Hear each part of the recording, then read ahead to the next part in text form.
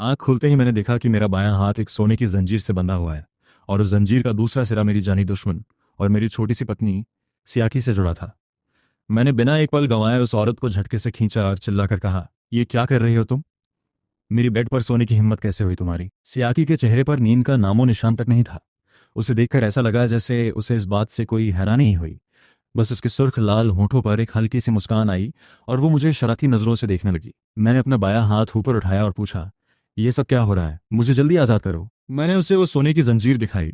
अचानक सियाकी के तेवर बदल गए और वो भड़कते हुए बोली, तुम फिर से उस युआन टियान टियान के पास जाना चाहते हो, है ना? भूल जाओ उसे, अब तुम अपनी पूरी जिंदगी में उसे कभी नहीं देख पाओगे। मैंने अपना सिर खुजलाया और हैरानी से पूछा, कौन युआन टियान टियान? मैं उसके पास भला क्यों जाऊंगा? इस बार सियाकी दंग रह गई, लेकिन बस एक सेकंड के लिए। उसे लगा कि ये भी उसकी कोई चाल है। जब उसने कोई जवाब नहीं दिया तो मैंने खुद ही आसपास का जायजा लेना शुरू किया। एक बहुत बड़ा कमरा, जिसकी सजावट देखकर ही लग रहा था कि ये कितनी महंगी है। सियाकी को लगा कि मैं फिर से वही पागलपन शुरू करूंगा और उसने ताना मारते हुए कहा, अब क्या करना चाहते हो? फिर से वही सब? क्या फिर से मेरे सिर पर फूलदान मारोगे या फिर मुझे कहीं बंद कर दोगे? मैंने उसकी बातों पर ध्यान नहीं दिया और कमरे को देखता रहा। मेरे मन में हजारों सवाल थे। मैं सोच रहा है, ये जगह कहाँ है? क्या ये तुम्हारा घर है? लेकिन मुझे याद है तुम्हारा घर ऐसा नहीं था। और मैं यहाँ कैसे पहुंचा? मैं तुम्हारे साथ क्यों बंधा हुआ? हम एक ही बेड पर क्यों सो रहे थे? तुमने मेरे साथ क्या किया है? और ये सोने की जंजीर, ये असली सोना है या कोई मिलावट? सियाकी को यकीन नहीं हो रहा था। वो कहने लगी, तुम्हें नहीं पता तुम कहाँ हो? क्या तुमने ये घर छुपकर खरीदा था? और तुम मुझे ये घर दिखाना क्यों नहीं चाहते? तभी अचानक मुझे कुछ अजीब दिखाई दिया। हवा में अचानक से कुछ धुंधले सेमी ट्रांसपेरेंट शब्द तैरने लगे। एक नोटिफिकेशन आया, लो भाई आ गया। मेल प्रोटैगनिस्ट फिर से एमनीजिया का नाटक कर रहा है ताकि अपनी एंटागनिस्ट पत्नी को धोखा दे सके। मैं एक पल के लिए सोच में पड़ गया। इस बार ये नाटक कितने दिन चलेगा? मुझे तो लगता है एक दिन भी नहीं टिकेगा। वो दूसरी औरत पक्का समझ गई होगी। ये तीसरी बार है जब वो ऐसा कर रहा है। वो अब उस पर यकीन नहीं करेगी। वैसे आज युआन टियान टियान भी नजर आई। ये तो गलत बात है। उस फीमेल लीड में ऐसा क्या है? जरा हमारी बेचारी एंटागनिस्ट पत्नी को तो देखो। Male protagonist, female lead, antagonist wife. मुझे एक एक शब्द समझ आ रहा था, लेकिन इन सबको साथ देखकर मेरी रीढ़ की हड्डी में एक सिहरन दौड़ गई। ये कितना बेतुका है। मैं सोचता है, क्या मैंने टाइम ट्रैवल किया है? नहीं, ये नहीं हो सकता। मैं तो मैं ही हूँ। और मेरे सामने जो औरत है वो मेरी बचपन की दोस्त है, वही सियाकी जिसके साथ मेरा हमेशा झगड़ा रहता था। सियाकी ने मुझसे पूछा, तुम्हें युआन टियान टियान याद नहीं है तो फिर तुम्हें याद क्या है? मैंने उसके सवाल का जवाब नहीं दिया। क्या मैं शादीशुदा हूँ?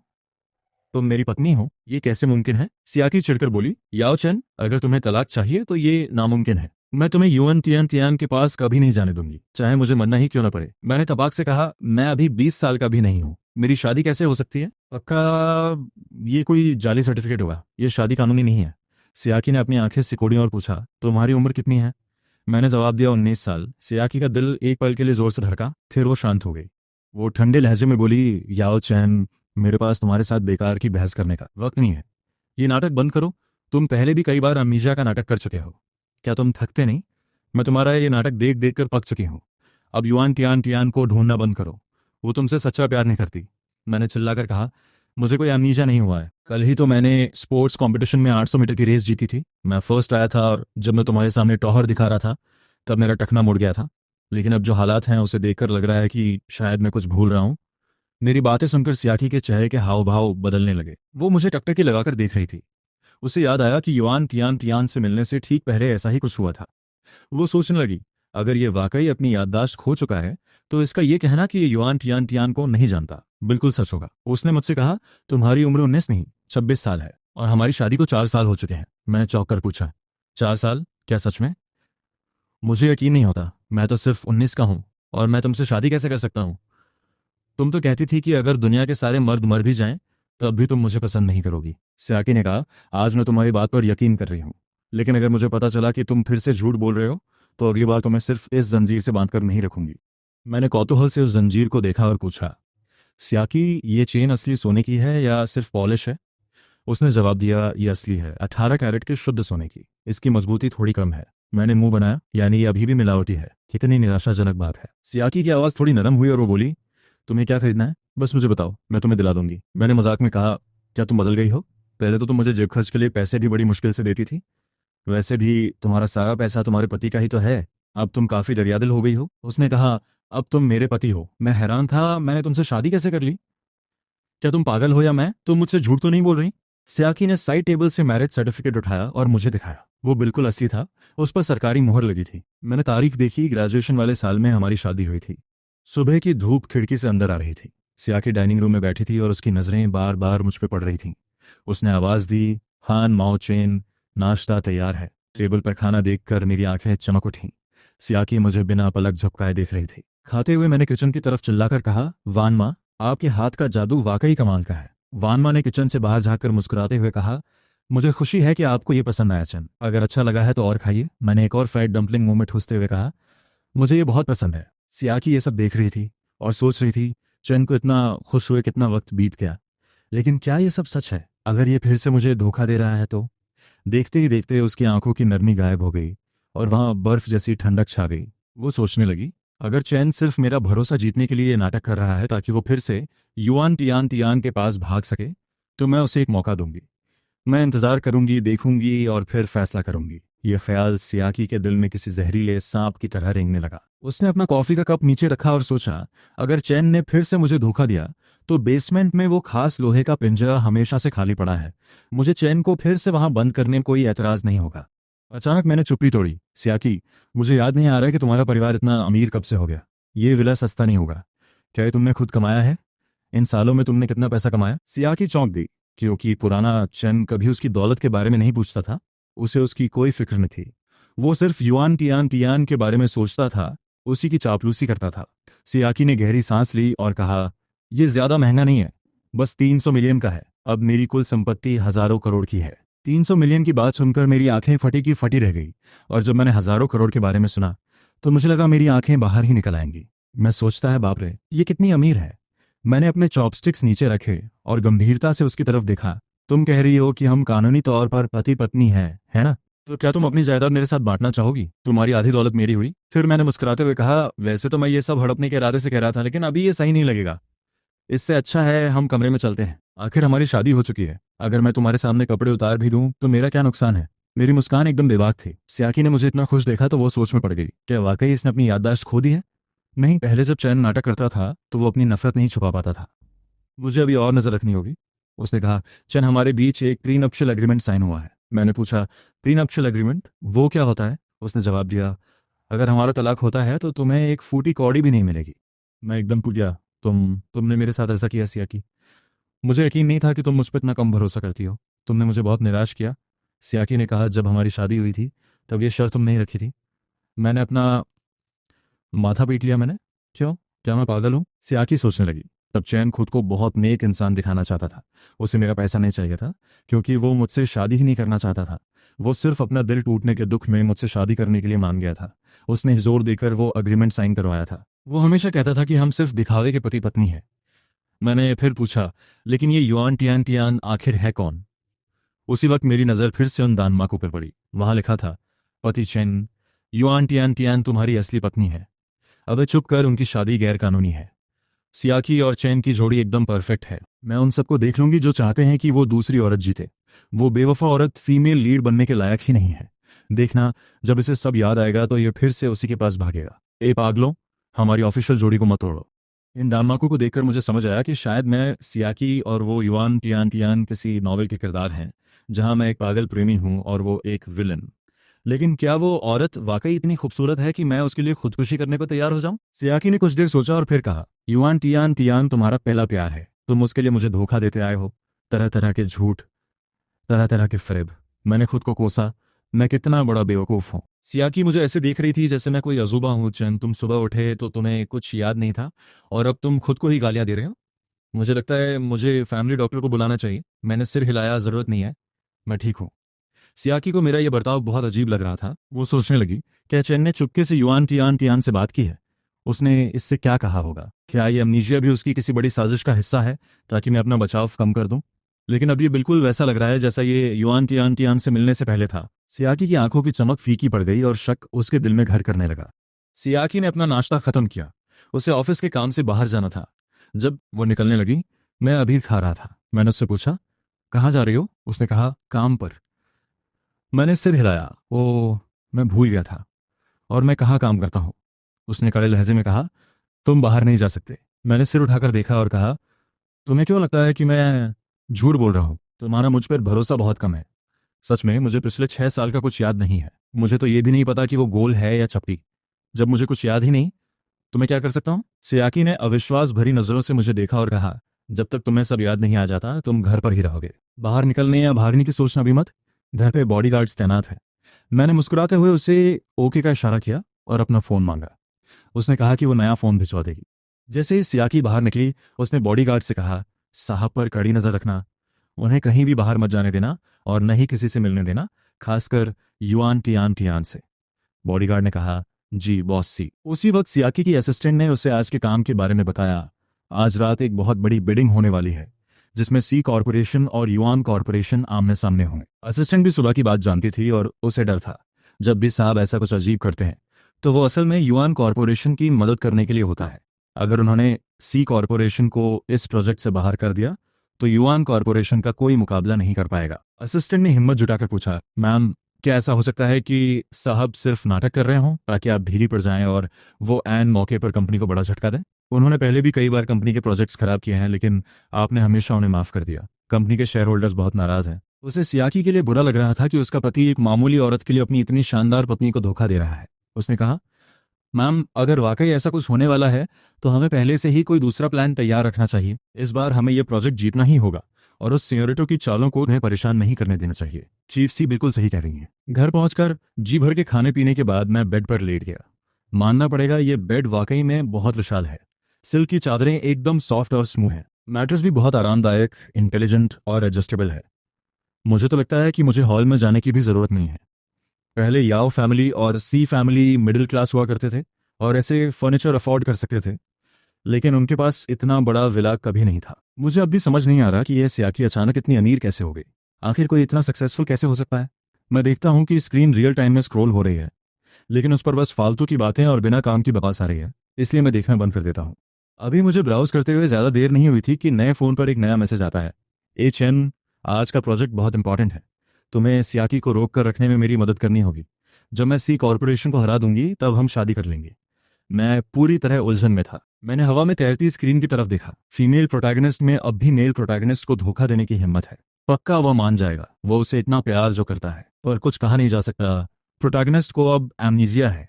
इसे याद है कि वो फीमेल प्रोटैगनिस्ट है। प्रोटैगनिस्ट की एमनीजिया अभी कंफर्म नहीं हुई है। शायद वह सेकंड फीमेल लीड को धोखा देने के लिए नाटक कर रहा है। आज का प्रोजेक्ट बहुत जरूरी है। अब मुझे समझ आया, जिसने मुझे मैसेज भेजा है वो वही लालची औरत है। मैं करवट लेकर फोन स्क्रॉल करने लगा। 10 मिनट और बीत गए। कोई जवाब न मिलने पर ग्वांटियान को आखिर एहसास हुआ कि कुछ गड़बड़ है।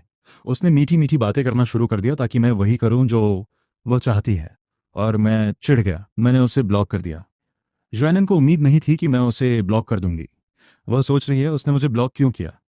क्या मैं हाल ही में उसके साथ बहुत ज़्यादा रुखी रही हूँ? यान टियान ने तुरंत कुछ और मक्खन लगाने वाले मैसेजेस भेजे, ये कहते हुए कि बाकी मर्दों के साथ उसका जो भी है वो सब झूठ है, वो सब झूठ है, वो सिर्फ बिजनेस डील्स हैं। उसके दिल में सिर्फ मेरे लिए प्यार है और वो मुझसे शादी करने के लिए ही पैसे कमा रही है। लेकिन ये प्रोजेक्ट इसलिए था ताकि वो भविष्य में मेरा बेहतर ख्याल रख सके। मैंने उसे सीधा जवाब दिया, मुझे अपनी ताकत दिखाओ और 5 लाख भेजो। और ये सुनते ही यानतियांग के तेवर तुरंत बदल गए। ये चैन, तुम बदल गए हो। पहले तुम इतने मतलबी इंसान नहीं थे। पहले तुम बर्फ की तरह पवित्र, मासूम, खूबसूरत और दयालु थे। क्या तुम सियाकी के साथ बहुत ज्यादा समय बिता रहे हो? उसका तुम पर बुरा असर पड़ा है। तुम्हें उससे दूर रहना चाहिए। मैं हमारे भविष्य के लिए लड़ रही हूँ। तुम मेरी मदद क्यों नहीं कर सकते और मुझे समझते क्यों नहीं? मैं गहरी सोच में डूब गया। खुद से बड़बड़ाते हुए सोचता हूँ, क्या मैं सच में ऐसी मतलबी औरत को पसंद कर सकता हूँ? मैं टाइम ट्रैवल करके आया हूँ या मेरी याददाश्त चली गई है, जो भी हो, ऐसी औरत को पसंद करना मेरे लिए नामुमकिन है। मेरा मन उस बेवकूफ़ औरत पर वक्त बर्बाद करने का नहीं था, इसलिए मैंने उसका नंबर भी ब्लॉक कर दिया और फिर से अपने फ़ोन में लग गया। इसी बीच बिडिंग के लिए जाते रास्ते में घर की नानी ने सियाकी को फ़ोन किया। हेलो माँ। सियाकी को बात करने का मौका भी नहीं मिला। मिस, दामाद जी को घर पर उल्टी हो रही है और उनके पेट में बहुत दर्द है। वो दर्द के मारे ज़मीन पर तड़प रहे हैं। मैंने फैमिली डॉक्टर को बुला लिया है, वो बस पहुंचने ही वाले हैं। दामाद जी एम्बुलेंस बुलाना चाहते थे, लेकिन बॉडीगार्ड्स ने इसकी इजाज़त नहीं दी। उनका कहना है कि उन्हें आपकी परमिशन चाहिए। शियाकी चिल्लाई, उन बेवकूफ़ों से कहो कि फ़ौरन 120 कॉल करें। अगर दामाद जी को कुछ भी हुआ तो उन सबको बाहर निकाल दूंगी। बिना वक्त गंवाए 120 कॉल की गई। सियाकी ने फोन काटा और ड्राइवर को ऑर्डर दिया, गाड़ी घुमाओ। फ्रंट सीट पर बैठी असिस्टेंट जुजू उसे याद दिलाती है, डायरेक्टर सी, हमारी बिडिंग शुरू होने वाली है। और ठीक इसी वक्त दामाद जी के पेट में दर्द हो रहा है। सियाकी कहती है, मैं जानती हूं तुम क्या कहना चाहती हो, लेकिन मेरे लिए ये चैन हमेशा सबसे पहले रहेगा। भले ही हर बार भेड़िया आया वाली कहानी झूठ हो, अगली बार भी मैं यकीन करूंगी। चैन मुझे 1000 बार धोखा दे सकता है, लेकिन मैं एक बार भी उसकी फिक्र करना नहीं छोड़ सकती। मैं कोई किस्मत वाली इंसान नहीं हूं। मैं चैन को खोना अफोर्ड नहीं कर सकती। उसे खोने का दर्द मैं बर्दाश्त नहीं कर पाऊंगी। जुजू कुछ बोलना चाहती थी, लेकिन आखिर में बस इतना कहा, जी वो काली रोल्स रॉयस। बिडिंग वेन्यू में घुसने से पहले वाले इंटरसेक्शन पर गाड़ी तेजी से मुड़ी और रेजिडेंस की तरफ दौड़ पड़ी। सियाकी ने एक गहरी सांस ली। वह सोचती है कि शायद यह एक और सोची समझी साजिश हो। टाइमिंग बहुत ही संदिग्ध थी। शायद मकसद उसे बिडिंग में जाने से रोकना था, लेकिन वो रिस्क नहीं ले सकती थी। वो दांव नहीं लगा सकती थी। भले ही भेड़िए वाली कहानी 100 बार दोहराई जाए, 101वीं बार भी वो बिना सोचे चैन की तरफ भागेगी। उसी पल उसका फोन वाइब्रेट हुआ। मिसेस हान का मैसेज था, एम्बुलेंस पहुंच चुकी है और दामाद जी को हॉस्पिटल ले जाया जा रहा है। जुजू खिड़की से बाहर देखते हुए टैबलेट पर बिडिंग पोस्टपोन करने का काम संभाल रही थी। हॉस्पिटल के इमरजेंसी एंट्रेंस के सामने गाड़ी ने तेज ब्रेक मारी। गाड़ी रुकने से पहले ही सियाकी अंदर की तरफ भागी। इमरजेंसी गेट पर मिसेस हान और कई बॉडीगार्ड्स बेसब्री से इंतजार कर रहे थे। उसे देखकर मिसेस हान बोली, मिस। सियाकी की आवाज साफ तौर पर कांप रही थी। क्या दामाद जी अंदर हैं? डॉक्टर उनकी जांच कर रहे हैं। सियाकी इमरजेंसी गेट तक गई और खिड़की के शीशे से उसे बस हिलती हुई परछाइयां दिखीं। उसने अपनी मुट्ठी भींची और खुद को शांत करने की कोशिश की। वह पास खड़े उन बॉडीगार्ड्स की तरफ मुड़ी जिन्होंने एम्बुलेंस बुलाने से रोका था। उसकी आवाज ऊंची नहीं थी, लेकिन बर्फ जैसी ठंडी थी। एक हटे कट्टे बॉडीगार्ड ने डरते हुए कदम आगे बढ़ाया। दरअसल सर ने पहले ऑर्डर दिया था कि अगर दामाद जी इमरजेंसी कॉन्टैक्ट या बाहर जाने के लिए गाड़ी मांगते हैं तो पहले। सियाकी ने गुस्से में उसे बीच में ही रोक दिया। मुझे उनकी सुरक्षा चाहिए, तड़पते हुए छोड़ना नहीं। अगर सच में उन्हें कुछ हो जाता तो तुम में से कौन इसकी जिम्मेदारी लेता? बॉडीगार्ड्स चुप रहे, किसी की हिम्मत नहीं हुई जवाब देने की। तभी इमरजेंसी गेट खुला। एक डॉक्टर बाहर आए और सियाकी तुरंत उनके पास पहुंची। डॉक्टर, मेरे पति को क्या हुआ है? अक्यूट गैस्ट्रोएंटेराइटिस है। पेशेंट बहुत कमजोर है। आमतौर पर वो बहुत कम खाते हैं, पर इस बार उन्होंने एक साथ बहुत ज्यादा खा लिया, जिससे पेट पर बोझ बढ़ गया। इससे उन्हें सीवियर स्पैज़म्स और उल्टी होने लगी। उन्हें दवा दे दी गई है और दर्द कम हो गया है। फिलहाल वो ड्रिप पर ऑब्जर्वेशन में है। कोई बड़ी बात नहीं है, फिक्र मत कीजिए। जो दिल अटका हुआ था वह आखिरकार शांत हुआ और उसके साथ ही एक भारी थकावट महसूस हुई, लेकिन सबसे बढ़कर सब कुछ साफ था।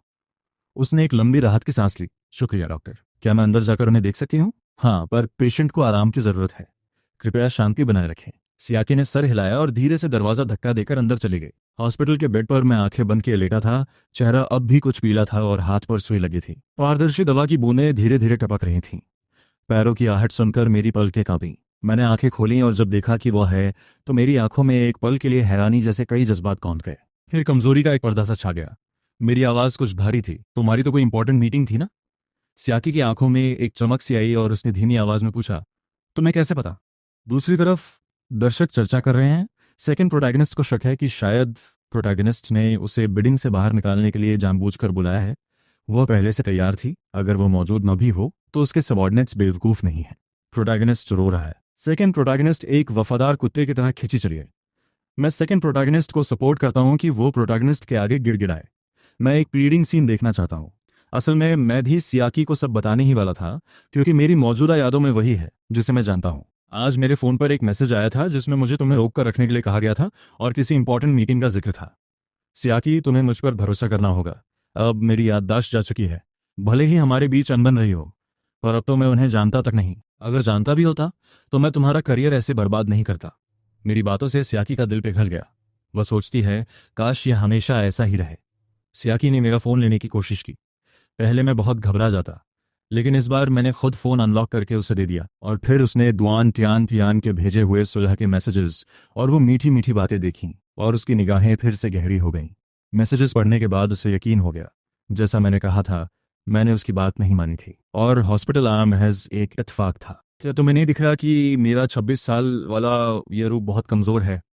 मैंने सोचा था कि ठीक होने के लिए थोड़ा ज़्यादा खा लूँ, पर किसे पता था कि मैं इतना नाजुक हूँ। सियाकी ने अरसे से मुझे इतना बोलते और इतनी छोटी छोटी बातें बताते नहीं सुना था। मैं उसे अपने साथ हुई हर मामूली चीज़ बताना चाहता था।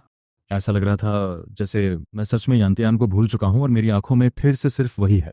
सियाकी हॉस्पिटल में ही रुकी रही और मेरा ख्याल रखती रही जब तक ड्रिप चलती रही। बाहर रात स्याही की तरह काली थी और कॉरिडोर में कभी कभी नर्सेस के कदमों की दबे पांव आवाज सुनाई दे रही थी। ड्रिप का पानी एक लय में गिर रहा था, जैसे वक्त को नाप रहा हो। मैं हॉस्पिटल के उस ठंडे बेड पर लेटा था। चेहरा अब भी कुछ पीला था, लेकिन आंखों में एक चमक थी, जैसे मैं धुंध के पीछे छिपे अपने अतीत के किसी टुकड़े को पाने के लिए बेताब हूं।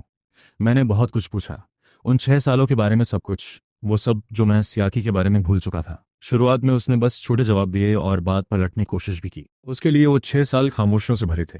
उन सालों में उसने बस मुझे किसी और के पीछे जाते हुए देखा था। वो दिल की गहराई में दबे उस जलन और बेबसी के साल थे जो उसे अंदर ही अंदर खा रहे थे। वो हमारे बीच के 6 सबसे कड़वे साल थे। वो उनके बारे में एक लफ्ज भी नहीं कहना चाहती थी, लेकिन जब भी वो खामोश होने वाली होती, उसकी नज़र मेरी नज़रों से मिल जाती। मेरी आंखों में यादों का कोई साया या जुड़ाव नहीं था, बस एक साफ जिज्ञासा थी, जैसे पतझड़ की शुरुआत में किसी झरने का पानी हो, बिना किसी पुरानी धूल के। ऐसी आंखों के सामने उसने महसूस किया कि वो मजबूत होने का नाटक नहीं कर सकती। आखिर में वो कड़वे किस्से मेरे जरिए धीरे धीरे बाहर आने लगे। वह द्वान के मैं उससे कैसे मिला। सियाकी की उंगलियां अनजाने में हॉस्पिटल के बेड के किनारे पर चलने लगी। धातुरी ठंडक उसकी उंगलियों से महसूस हो रही थी। उसका लहजा तनावपूर्ण था, जिसमें जज्बात बमुश्किल नजर आए थे। सिर्फ वही जानती थी कि उसके सीने में जलन की आग अब भी धीरे धीरे सुलग रही है। युआन टियान टियान, वह हमारी यूनिवर्सिटी की एक पोस्ट ग्रेजुएट स्टूडेंट थी। जब तुम्हारे टखने में मोच आई थी, तब मैं ही तुम्हें कैंपस के इन्फर्मरी लेकर गया था। वह कुछ देर रुकी, जैसे अब भी उन दिनों में अपने कंधों पर मेरे शरीर का बोझ महसूस कर पा रही हो। बाद में हर चेकअप और हर बैंडेज बदलने के वक्त मैं ही तुम्हारे साथ थी। लेकिन पिछली बार तुम लगभग रिकवर हो चुके थे और मैंने देखा कि तुम्हें चलने में भी कोई दिक्कत नहीं हो रही थी। उस दिन मुझे कुछ काम भी था, इसलिए मैं तुम्हारे साथ हॉस्पिटल नहीं जा पाई, और उसी दिन तुम्हारी उससे मुलाकात हुई। सिर्फ एक दिन की गैर मौजूदगी, सिर्फ एक बार। सियाकी उसे याद दिलाती है कि कैसे वह हर दिन बिना एक पल के लिए भी उसका साथ छोड़े उसकी देखभाल करती थी। लेकिन किस्मत के आगे उसकी एक ना चली। एक मामूली सा इत्तेफाक होता है और चैन को पहली ही नजर में किसी और औरत से प्यार हो जाता है। वह मन ही मन सोचता है। यह बात आज भी मेरे दिल के सबसे नाजुक हिस्से में एक छोटी सी कांटे की तरह चुभती है, और फिर ऐसा लगता है जैसे मैं कोई ऐसी कहानी सुन रहा हूं जिसका मुझसे कोई लेना देना ही नहीं है। चैन के बर्ताव में बदलाव आने लगता है और वह छुप छुप कर खोया खोया सा रहने लगता है। इसी बीच सियाकी का प्रोजेक्ट एक क्रूशल फेज में होता है, जहां वह दिन रात बिना रुके काम कर रही होती है। और जब आखिरकार उसके पास चेन से मिलने का वक्त और एनर्जी होती है, तो चेन आकर उससे कहता है, मैं युआन टियान से अपने प्यार का इजहार करने जा रहा हूँ। हॉस्पिटल के उस कमरे में एक पल के लिए गहरा सन्नाटा छा जाता है, जहां सिर्फ मेडिकल इक्विपमेंट की हल्की सी आवाज गूंज रही होती है। चैन धीरे धीरे अपनी भौहें सिकोड़ता है और सुबह उठने के बाद से ही उसके दिमाग में घूम रहे सबसे उलझे हुए सवाल को दोबारा पूछता है, तो फिर हमारी शादी कैसे हुई। जवाब में उसे पता चलता है कि यान टियान ना सिर्फ उसके साथ फ्लर्ट कर रही थी, बल्कि सबसे बड़ी बात यह थी कि उसकी फैमिली ने पहले से ही उसका एक फियांस तय कर रखा था। गुस्से और इम्पल्स में आकर चैन सियाकी से शादी कर लेता है। उस वक्त वह एक लावारिस पिल्ले की तरह लग रहा था और सियाकी ने तरस खाकर हाँ कर दी थी। लेकिन सियाकी ने झूठ बोला था। सच तो यह है कि वह उसे हमेशा से चाहती पर पा नहीं सकी थी। फिर उसे पछतावा होता है। सियाकी कहती है, मैंने उसे एक मौका दिया था, मैं थर्ड पार्टी हूँ, उन्होंने मुझे थर्ड पार्टी बना दिया। यह सुनकर चैन अचानक अपने बिस्तर से उठकर सीधा बैठ जाता है। उसकी आवाज़ ठंडी और गुस्से से भरी होती है। ऐसा कैसे हो सकता है। उसके इतना कहते ही उसके हाथ के पिछले हिस्से में लगी आईवी ड्रिप की सुई भी थोड़ी हिल जाती है। पहले तो उसे इस बात पर यकीन ही नहीं होता, फिर एक अजीब सा बेतुकापन उस पर हावी होने लगता है और उसे समझ नहीं आता कि वो कैसा रिएक्शन दे। वह सियाकी से इन पिछले 6 सालों के बारे में पूछता है। वह उसका जवाब सुनना चाहता है और इससे भी ज्यादा यह जानना चाहता है कि उस वक्त उसने क्या कहा होगा। लेकिन कहानी की फीमेल लीड को पहली ही नजर में प्यार हो गया था। वह मनी मन सोचता है, बचपन का प्यार कभी भी किसी नए इंसान से जीत नहीं पाता। सेकेंड लीड बिना वजह नहीं हारी। ये फीमेल लीड सबके साथ झूठी है, वह सिर्फ प्रोटैगनिस्ट के साथ ही सच्ची है। कमाल की बात है, फीमेल लीड हर जगह फ्लर्ट करती फिरती है और न जाने कितनी बार प्रोटैगनिस्ट उसके लिए टूटकर बिखर चुका है। युआन टियान को युआन फैमिली की विरासत हासिल करनी थी। जहां इतने सारे इलेजिटिमेट बच्चे पावर छीनने के लिए बैठे थे, तो जाहिर है कि उसे सबसे पहले अपनी पोजीशन सिक्योर करनी थी। वह सोचता है प्रोटैगनिस्ट को छोड़कर बाकी सब कुछ सिर्फ एक खेल था, सिर्फ एक स्कीम। तो फिर उसने अपनी एंगेजमेंट क्यों नहीं तोड़ी और प्रोटैगनिस्ट के साथ क्यों नहीं रही। जब इंटरनेट यूजर्स प्रोटैगनिस्ट को गालियां दे रहे थे और उसे थर्ड पार्टी बुला रहे थे, तब वह फिर से छुप गई। क्या इसे प्यार कहते हैं। लेकिन उस वक्त ये स्कैंडल बहुत बड़ा था। चैन पिछले 6 सालों में युआन टियान के पास्ट के बारे में सियाकी की छोटी लेकिन इन्फॉर्मेशन से भरी बातें ध्यान से सुनता है और उसके दिमाग में एक पूरी तस्वीर साफ होने लगती है। आखिर में एक बेहद घटिया और दर्दनाक कहानी के सिवा और कुछ नहीं है। वह बहुत एम्बिशियस थी, उसे अपनी फैमिली की पावर चाहिए थी, लेकिन वो उन फीलिंग्स को भी नहीं छोड़ पा रही थी जो उसे अंदर तक छू गई थी। इसलिए एक तरफ वह चैन को सच्चे प्यार के वादों से तसल्ली देती रही, और दूसरी तरफ उस फियांस के साथ अपनी एंगेजमेंट भी कायम रखी जिससे उसे फायदे मिल रहे थे। वह बड़ी चालाकी से दोनों के बीच नाव चला रही थी। जब आखिरकार सारा सच सामने आता है तो चेन ने सारी गलतियों का बोझ अपने सिर ले लिया, और वह लड़की जो उससे प्यार करने का दावा करती थी शायद उसे बचाने के लिए तुरंत आगे आने को तैयार ही नहीं थी। वो सोचता है ये प्लॉट तो किसी घटिया रोमांटिक नॉवल जैसा है। मुझे सच में समझ नहीं आ रहा कि मैं इतना बेवकूफ़ कैसे हो सकता हूँ। ये बिल्कुल भी मेरा स्टाइल नहीं है। मैं इतना पागल कैसे हो सकता था। आईवी ड्रिप का लिक्विड आखिरकार खत्म हो जाता है। अब वह उस डिसइंफेक्टेंट की बदबू से भरे हॉस्पिटल से बाहर निकल सकता था। उसकी नज़र आईवी फ्लूइड के उन 2 ट्यूब्स पर पड़ती है और उसकी आंखें बार बार चौंक उठती हैं। चैन गाड़ी के चमकदार दरवाजे को अपनी उंगलियों से हल्के से छूता है और कहता है, तुम्हारी गाड़ी बहुत ही शानदार है। 28 मिलियन। वह अचानक अपना सिर घुमाता है और उसकी आवाज़ में एक अजीब सी बेबसी और उदासी घुल जाती है। अगर उस वक्त मैं उस टियान टियान से नहीं टकराया होता तो शायद आज मैं भी अपना बिजनेस खड़ा करके सक्सेसफुल हो जाता और मेरे पास भी बहुत सारा पैसा होता। फिर अपनी मेहनत के दम पर मैं खुद का एक मैंशन और लग्जरी कार खरीदता। वो थोड़ा झुकता है, अपनी ठुड्डी को हल्के से ऊपर उठाता है और एक शरारती अंदाज में कहता है, और शायद मेरे पास भी फीमेल मॉडल्स या ऐसा ही कुछ होता। सियाकी पलटकर जवाब देती है, क्या होता? तुम्हें इससे क्या मतलब? चैन झुंझलाते हुए कहता है, मुझे फीमेल मॉडल्स चाहिए। मेरी जवानी के सबसे बेहतरीन साल बिना किसी वजह के बर्बाद हो गए। मैंने अपने 6 साल खो दिए, पूरे 6 साल। मैंने तो कभी किसी औरत का हाथ भी ढंग से नहीं पकड़ा था, और जब मेरी आंख खुली तो मैं तुम्हारे साथ बंधा हुआ था। मुझे बस फीमेल मॉडल्स चाहिए। आईवी ड्रिप लगाते वक्त जो थोड़ा सा खुशनुमा माहौल बना था वह पूरी तरह से गायब हो जाता है। सियाकी के सामने वो अपने सालों पुराने रवैये पर वापस आ जाता है, जहां वो बिना किसी झिझक के जो मन में आता बोल देता था। वह हुक्म चलाते हुए कहता है, गाड़ी में बैठो, घर चलो। वह जानबूझकर उसे अवॉइड करता है, सीधा पीछे का दरवाजा खोलता है और पैर उठाकर ऐसे अंदर बैठ जाता है जैसे वो उसे अपनी पर्सनल शोफर समझ रहा हो। सियाकी उसे इतना बचकाना और जिंदादिल देखकर हैरान रह जाती है, और एक जानी पहचानी सी फीलिंग उसके अंदर वापस आने लगती है। उसके लाल होंठ अनजाने में ही मुस्कुरा उठते हैं। वो पीछे का दरवाजा खोलती है और उसे बाहर निकालने की कोशिश करती है। चन ने सियाकी को इतने बचकाने अंदाज में बहुत कम देखा था, इसलिए वह भी उसके धक्के के साथ बहक जाता है और खुद को को पायलट सीट पर बैठने देता है। सियाकी तंज कसते हुए कहती है, क्या तुम सच में मुझे अपनी शोफर समझते हो? इस जनाब की शोफर बनने का मौका मिलना तुम मन ही मन खुश हो सकते हो। सियाकी और कुछ नहीं कहती और उसे चुपचाप गाड़ी में बिठाकर ले जाती है। परछाई की तरह वे सियाकी मैंशन की तरफ निकल पड़ते हैं। दरवाजे पर पहुंचकर चेन जानबूझकर पीछे रह जाता है और सियाकी को उसे एक बच्चे की तरह खींचने देता है। दूसरी तरफ सियाकी मैंशन के दरवाजे पर इंतजार कर रहे सर्वेंट्स ने कभी भी मैडम और दामाद को इतने करीब नहीं देखा था। इससे पहले वे हमेशा एक दूसरे को ठंडी नजरों से घूरते थे या फिर बुरी तरह झगड़ते थे, लेकिन आज लग रहा था जैसे उनका मिजाज ही बदल गया हो। एक शिकायत कर रहा था और दूसरी मुस्कुरा रही थी। ऐसा लग रहा था जैसे इस यंग कपल के रिश्ते में जमी बर्फ आखिरकार पिघल रही है। सियाकी उसका हाथ पकड़कर कॉरिडोर से होते हुए सीधे मास्टर बेडरूम में ले जाती है। वह उसे बिस्तर पर बिठाती है और खुद शर्म से लाल हो जाती है। उसका यह अनएक्सपेक्टेड प्यार भरा बर्ताव चन को एक पल के लिए हैरान कर देता है। चन तपाक से कहता है, तुम काफी बदल गई हो।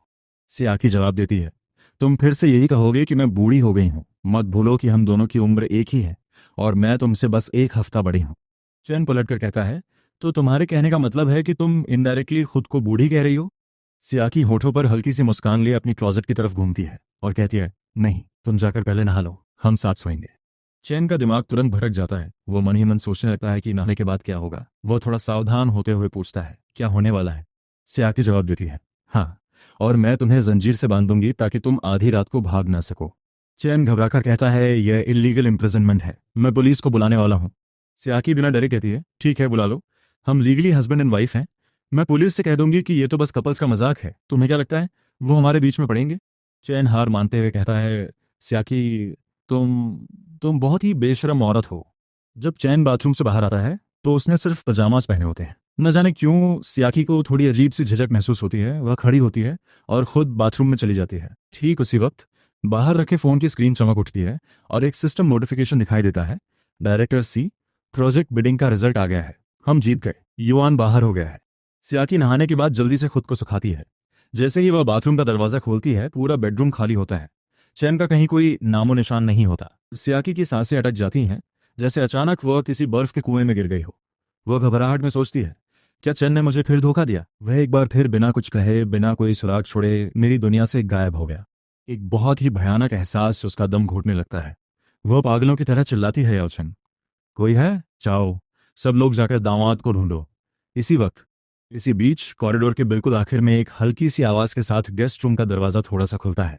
चैन बहुत ही रूखेपन और झुंझलाहट के साथ कहता है, चिल्लाना बंद करो। क्या तुम इतनी रात को भूतों को बुला रही हो?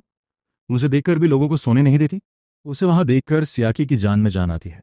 उसे इस तरह पागलों की तरह परेशान देखकर चैन के दिल में अचानक एक गिल्ट महसूस होने लगता है। चैन याद करता है टाइम ट्रैवल से पहले जब उसके टखने में मोच आ गई थी, तब सियाकी ने उसे स्कूल की इन्फर्मरी तक पहुंचने में मदद की थी। उस वक्त वो लगातार उसे डांट रही थी, याओ चैन, ये सब तुम्हारे दिखावे का नतीजा है, अब भुगतो।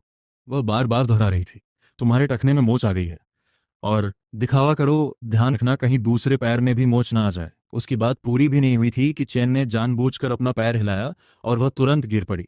चैन सोचता है 20 साल की सियाकी की जुबान बहुत कड़वी थी, लेकिन जब भी मुझे कोई परेशानी होती वो हमेशा पलक झपकते ही सामने खड़ी होती थी, चाहे बात कितनी भी छोटी क्यों ना हो।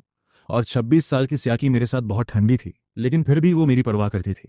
अब चैन का दिमाग जवान है, उसकी उम्र सियाकी जितनी नहीं है, इसलिए वह बिना कुछ सोचे समझे सीधे पूछ लेता है, क्या तुम मुझसे प्यार करती हो?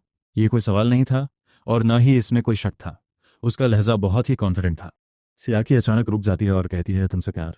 सवाल ही नहीं उठता। मेरे साथ कमरे चलो, यहाँ मत रुको।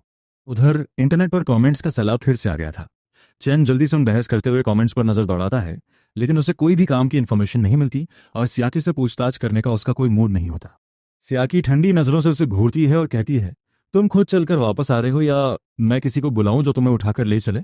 उसका यह बर्ताव कोई रिक्वेस्ट नहीं बल्कि एक सख्त नोटिफिकेशन था। चैन थोड़ी सी घबराहट के साथ दूसरी तरफ देखता है और कहता है, मैं गेस्ट रूम में ही रुक रहा हूँ, मैं कहीं भागने वाला नहीं हूँ, मुझे तुम्हें कोई इंटरेस्ट नहीं है। सियाकी उसकी हालत देखकर कहती है, तुम कितने पतले हो गए हो? चैन अनजाने में ही खुद को देखने लगता है। हाँ, वह सच में बहुत दुबला हो गया था। उसके हाथ किसी बीमार इंसान जैसे लग रहे थे। वह सियाकी की आंखों में एक पल के लिए दर्द की एक झलक पकड़ लेता है, जैसे उसे चोट पहुंचाकर सियाकी ने खुद को भी जख्मी कर लिया हो। चैन पूछता है, तो फिर तुम मुझे बांध कर रखने की जिद क्यों करती हो? मुझे पता है इन सालों में बहुत कुछ हुआ है, तुम मेरे साथ जैसा बर्ताव करती हो उसका उन सब चीज़ों से कोई ना कोई लेना देना है, मेरी खोई हुई यादों से, है ना? सियाकी गहरी सांस लेती है और बताना शुरू करती है, हमारी शादी से पहले तुम यान टियान टियान के प्यार में पूरी तरह उलझे हुए थे। तुमने अपनी हालत ऐसी कर ली थी कि तुम ना तो इंसान लग रहे थे और ना ही भूत। शादी के बाद शुरुआत में मैंने तुम्हें पूरी आज़ादी दी, लेकिन जब तुमने पहली बार उसे देखा तो तुम वापस आए और मुझसे डिवोर्स मांगने के लिए 3 दिन तक भूख हड़ताल पर बैठ गए। मैंने डिवोर्स के लिए हाँ नहीं कहा, लेकिन मैंने तुम्हें उससे मिलने से भी नहीं रोका। मुझे हमारे बच्चे की फिक्र थी, इसलिए मैंने छुपकर तुम्हारी हिफाजत की।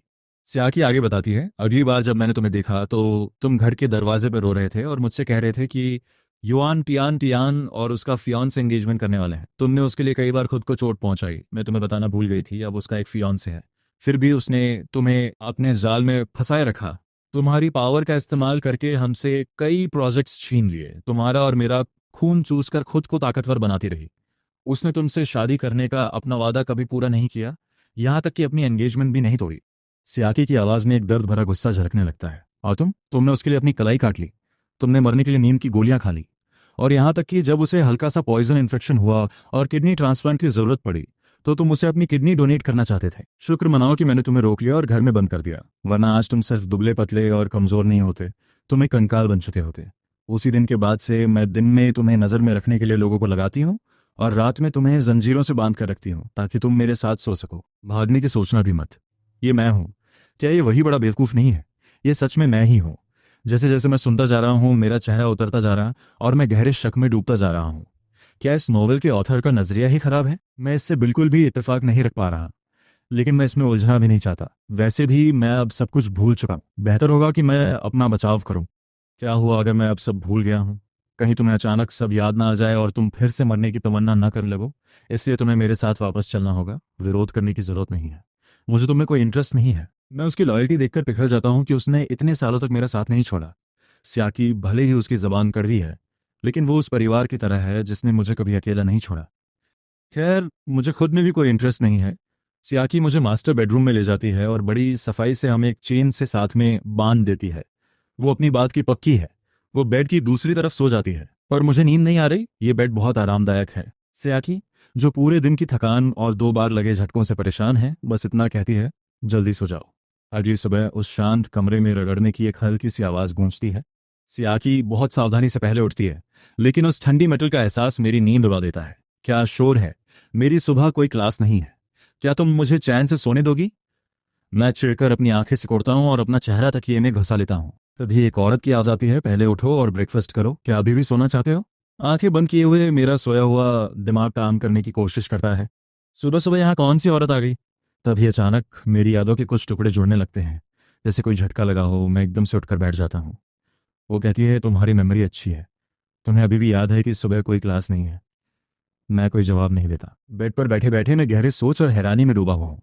6 साल पहले की बातें कल जैसी लगती हैं, लेकिन मेरे सामने खड़ी ये औरत और मेरे शरीर का ये बदला हुआ एहसास खामोशी से बता रहे हैं कि सच में 6 साल गुजर चुके हैं।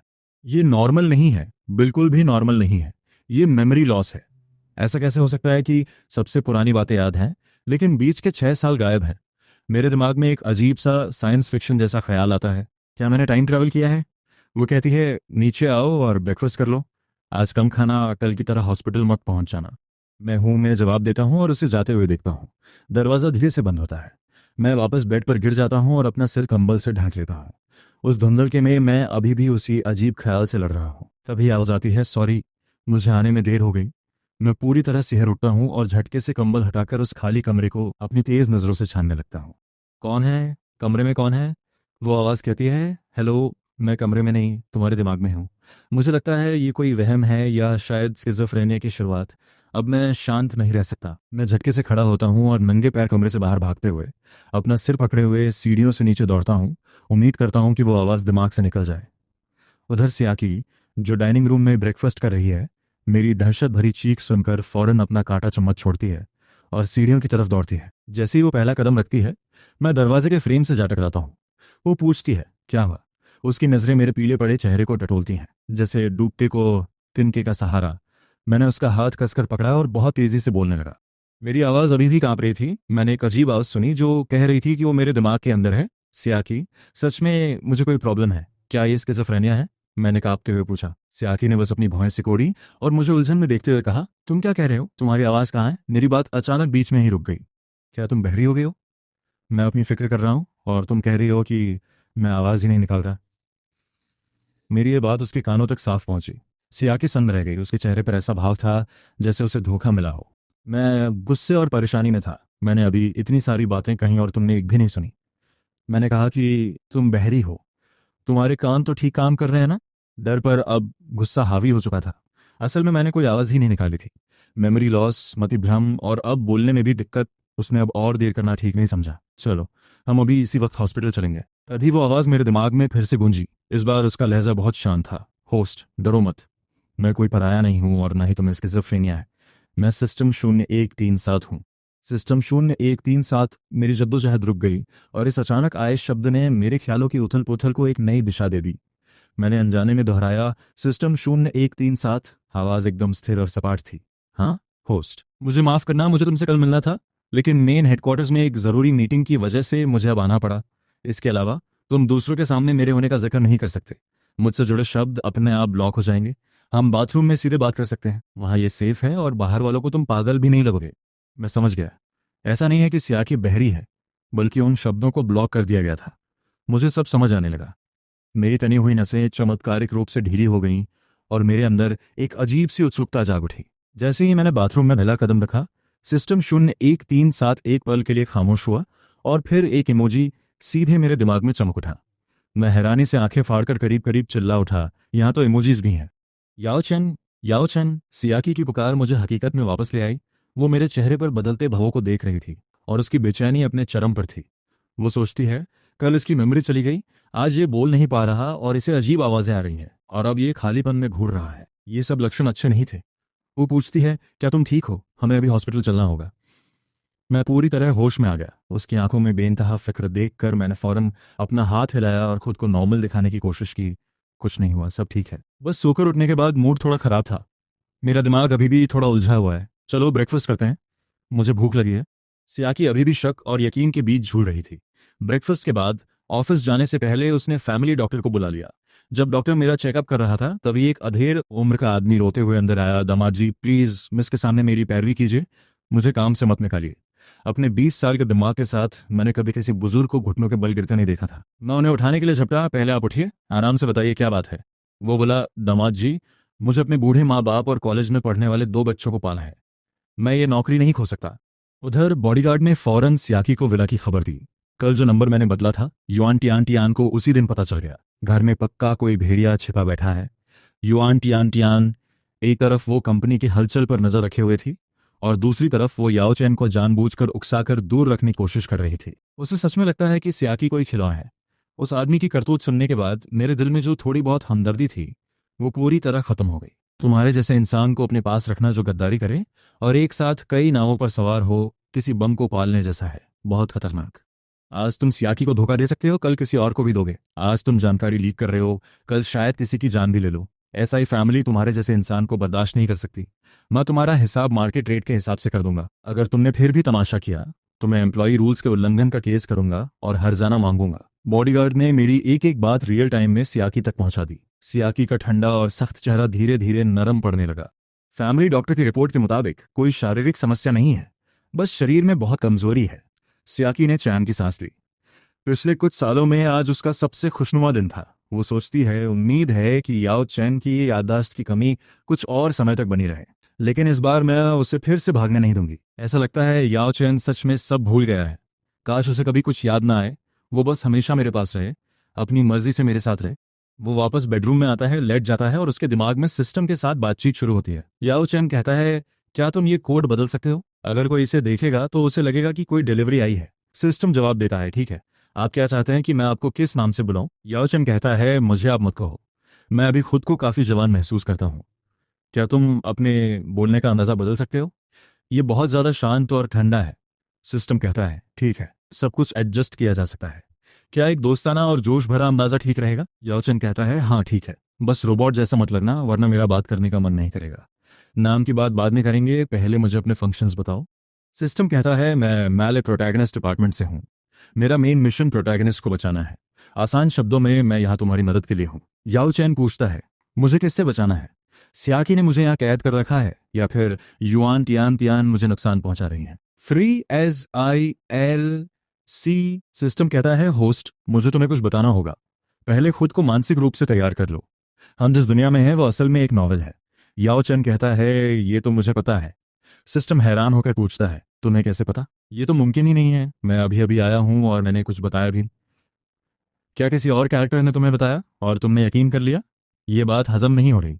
याओ चैन कहता है, क्या तुम कुछ कहना चाहते हो? मैं फ्लोटिंग कमेंट्स देख सकता हूँ। सिस्टम कहता है, ये हमारे सिस्टम की एक गलती है, ये एक चूक थी। कल जैसे ही मैं पहुंचा मुझे मीटिंग के लिए बुला लिया गया और अनजाने में कमेंट्स फंक्शन एक्टिवेट हो गया। तो क्या तुमने उन कमेंट्स के जरिए इस दुनिया को समझ गया है? याओ चैन जवाब देता है, नहीं, पूरी तरह नहीं। वो कमेंट्स दिन भर बस फालतू की बातें और बहस करते रहते हैं। उनमें कोई काम की इन्फॉर्मेशन नहीं है। मुझे बस इतना पता है कि मैं एक प्यार में पागल प्रोटैगनिस्ट हूँ। सियाकी एक सेकंड फीमेल लीड और एंटागनिस्ट है, और एक फीमेल प्रोटैगनिस्ट है जिसे धोखेबाजी की लत है। और मैं सिस्टम उसे टोकते हुए कहता है, अपने बारे में ऐसा मत कहो। प्रोटैगनिस्ट को निडर और ताकतवर होना चाहिए। ये दुनिया सेकंड फीमेल लीड की वजह से पैदा हुई है। वो फीमेल प्रोटैगनिस्ट और सेकंड फीमेल लीड वाकई में कड़ी आलोचना के काबिल हैं। याओ चैन पूछता है, क्या तुम्हें यकीन है कि मैं इस दुनिया का सेंटर हूं? तो फिर सारे रिसोर्सेज, कॉन्टैक्ट्स और फायदे उस फीमेल प्रोटैगनिस्ट को क्यों मिल रहे हैं? अभी मैं इतना कमजोर हूं कि मुझे अपनी हड्डियों से भी नफरत हो रही है। सिस्टम समझाता है, ये एक बहुत पुरानी नॉवल है। उस जमाने में शारीरिक और मानसिक तकलीफ का ट्रेंड था, लेकिन अब वो स्टाइल पुराना हो चुका है। इस नॉवल की दुनिया कई साइकिल से गुजर चुकी है, लेकिन पिछले कुछ समय में ये अपनी राह से भटक गई है। खासकर पिछली बार जब सेकंड फीमेल लीड बहुत बेरहम हो गई थी और उसने सीधे फीमेल प्रोटैगनिस्ट का ही खात्मा कर दिया था। आखिर में तुमने खुद को कैद कर लिया, सारे मेन कैरेक्टर्स मर गए और दुनिया रीसेट हो गई। और इस साइकिल में सेकंड फीमेल लीड के काम करने का तरीका फिर से कुछ अजीब दिख रहा है। रुको, तुमने अभी क्या कहा? मैं मर गया? मैं माल प्रोटैगनिस्ट नहीं हूं। भला मैं कैसे मर सकता हूं? इस दुनिया का सेंटर कौन है? फीमेल प्रोटैगनिस्ट तो ऑथर की सगी बेटी है और माले प्रोटैगनिस्ट गोद लिया हुआ है। मुझे मरना क्यों होगा? क्या मेरा मरना मैंडेटरी है? मरने से पहले मैं उस बुढ़िया युआन टियान को भी अपने साथ ले जाऊंगा। जटाक। सिस्टम 01371 अनॉमली डिटेक्ट करता है। अलर्ट होस्ट, शांत हो जाइए। हम सिस्टम यहाँ आपकी मदद के लिए हैं ताकि आप एक हैप्पी एंडिंग तक पहुंच सकें। अगर ओरिजिनल प्लॉट को ठीक करने का मतलब यह है कि मेरा यान टियान के साथ एक खूबसूरत अंत हो, तो मैं अभी जाकर उसे जन से मारना पसंद करूंगा। यह अंत किसे बेवकूफ बना रहा है? ऐसी औरत भला किसे पसंद आएगी? कोई अपनी पूरी जिंदगी उसके साथ कैसे बिता सकता है? शांत हो जाइए। पूरा माले प्रोटैगनिस्ट डिपार्टमेंट हाई अलर्ट पर है और अब पुराने दौर वाला तरीका नहीं चलता। आप अपना अंत खुद तय कर सकते हैं। आप चुन सकते हैं कि सेकंड फीमेल लीड ही मेन लीड बने, या फिर आप बिना किसी पार्टनर के एक ग्रेट प्रोटोगोनिस्ट वाला रास्ता चुने। ये बेहतर है। मुझे एक खुशहाल और पूरा अंत चाहिए। मैं तुम्हारा नाम तुआन रखूंगा, कैसा लगा? ठीक है होस्ट, हमारा मकसद खुशी और पूर्णता है। उम्मीद है हमारा साथ अच्छा रहेगा। तुमने अभी तक ये नहीं बताया कि तुम्हारे फंक्शंस क्या हैं। तुम मेरी मदद कैसे करोगे? ये फ्लोटिंग कमेंट्स वाला फीचर जितनी मदद करता है उतनी ही मुसीबत भी है। वो दिन भर बहस करते रहते हैं और सब कुछ बर्बाद कर देते हैं।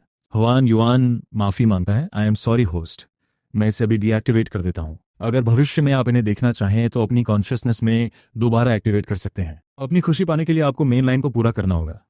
हर स्टेज पार करने पर रिवॉर्ड्स अनलॉक होंगे। आखिरी ग्रैंड प्राइज है साथ में बूढ़े होना। अगर आपका कोई पार्टनर नहीं है तो आप अकेले ही शांति से अपनी जिंदगी के आखिरी पड़ाव तक पहुंच सकते हैं। साथ में बूढ़े होना भी एक ग्रैंड प्राइज माना जाता है। क्या होगा अगर मेरी किस्मत खराब हुई और जिस इंसान को मैंने चुना उसने मुझे धोखा दे दिया? आप उसे किसी भी वक्त बदल सकते हैं। जो नया इंसान आप चुनेंगे उसे ही ये ग्रैंड प्राइज मिलता रहेगा। प्रोटैगनिस्ट का सिस्टम हमेशा प्रोटैगनिस्ट को ही प्रायोरिटी देगा। मैं काफ़ी संतुष्ट हूँ।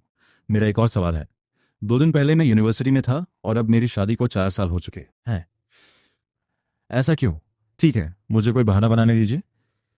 नहीं, बहाना नहीं, मुझे एक्सप्लेन करने दीजिए। कहानी की शुरुआत में मैं आपको हेडक्वार्टर्स ले गया था ताकि आपको एंशिएंट एंड से कनेक्ट कर सकूं। जाहिर है नॉवेल के कैरेक्टर्स के पास हेडक्वार्टर्स की कोई यादें नहीं होती। सिस्टम अपडेट करने में मुझे बहुत ज़्यादा वक्त लग गया। हमें 6 साल पहले ही पहुंच जाना चाहिए था, लेकिन हेडक्वार्टर्स का नेटवर्क बहुत स्लो था, जिसकी वजह से मेरा अपडेट डिले हो गया। हेडक्वार्टर्स का एक दिन इस छोटी दुनिया के 1 साल के बराबर होता है। मैं वापस उसी पल में आना चाहता था जब आपकी शादी हुई थी, लेकिन मैं नहीं आ पाया और हम आज के इस बदतर हालात में पहुंच गए। शारीरिक और मानसिक रूप से मेरा बहुत नुकसान हुआ है।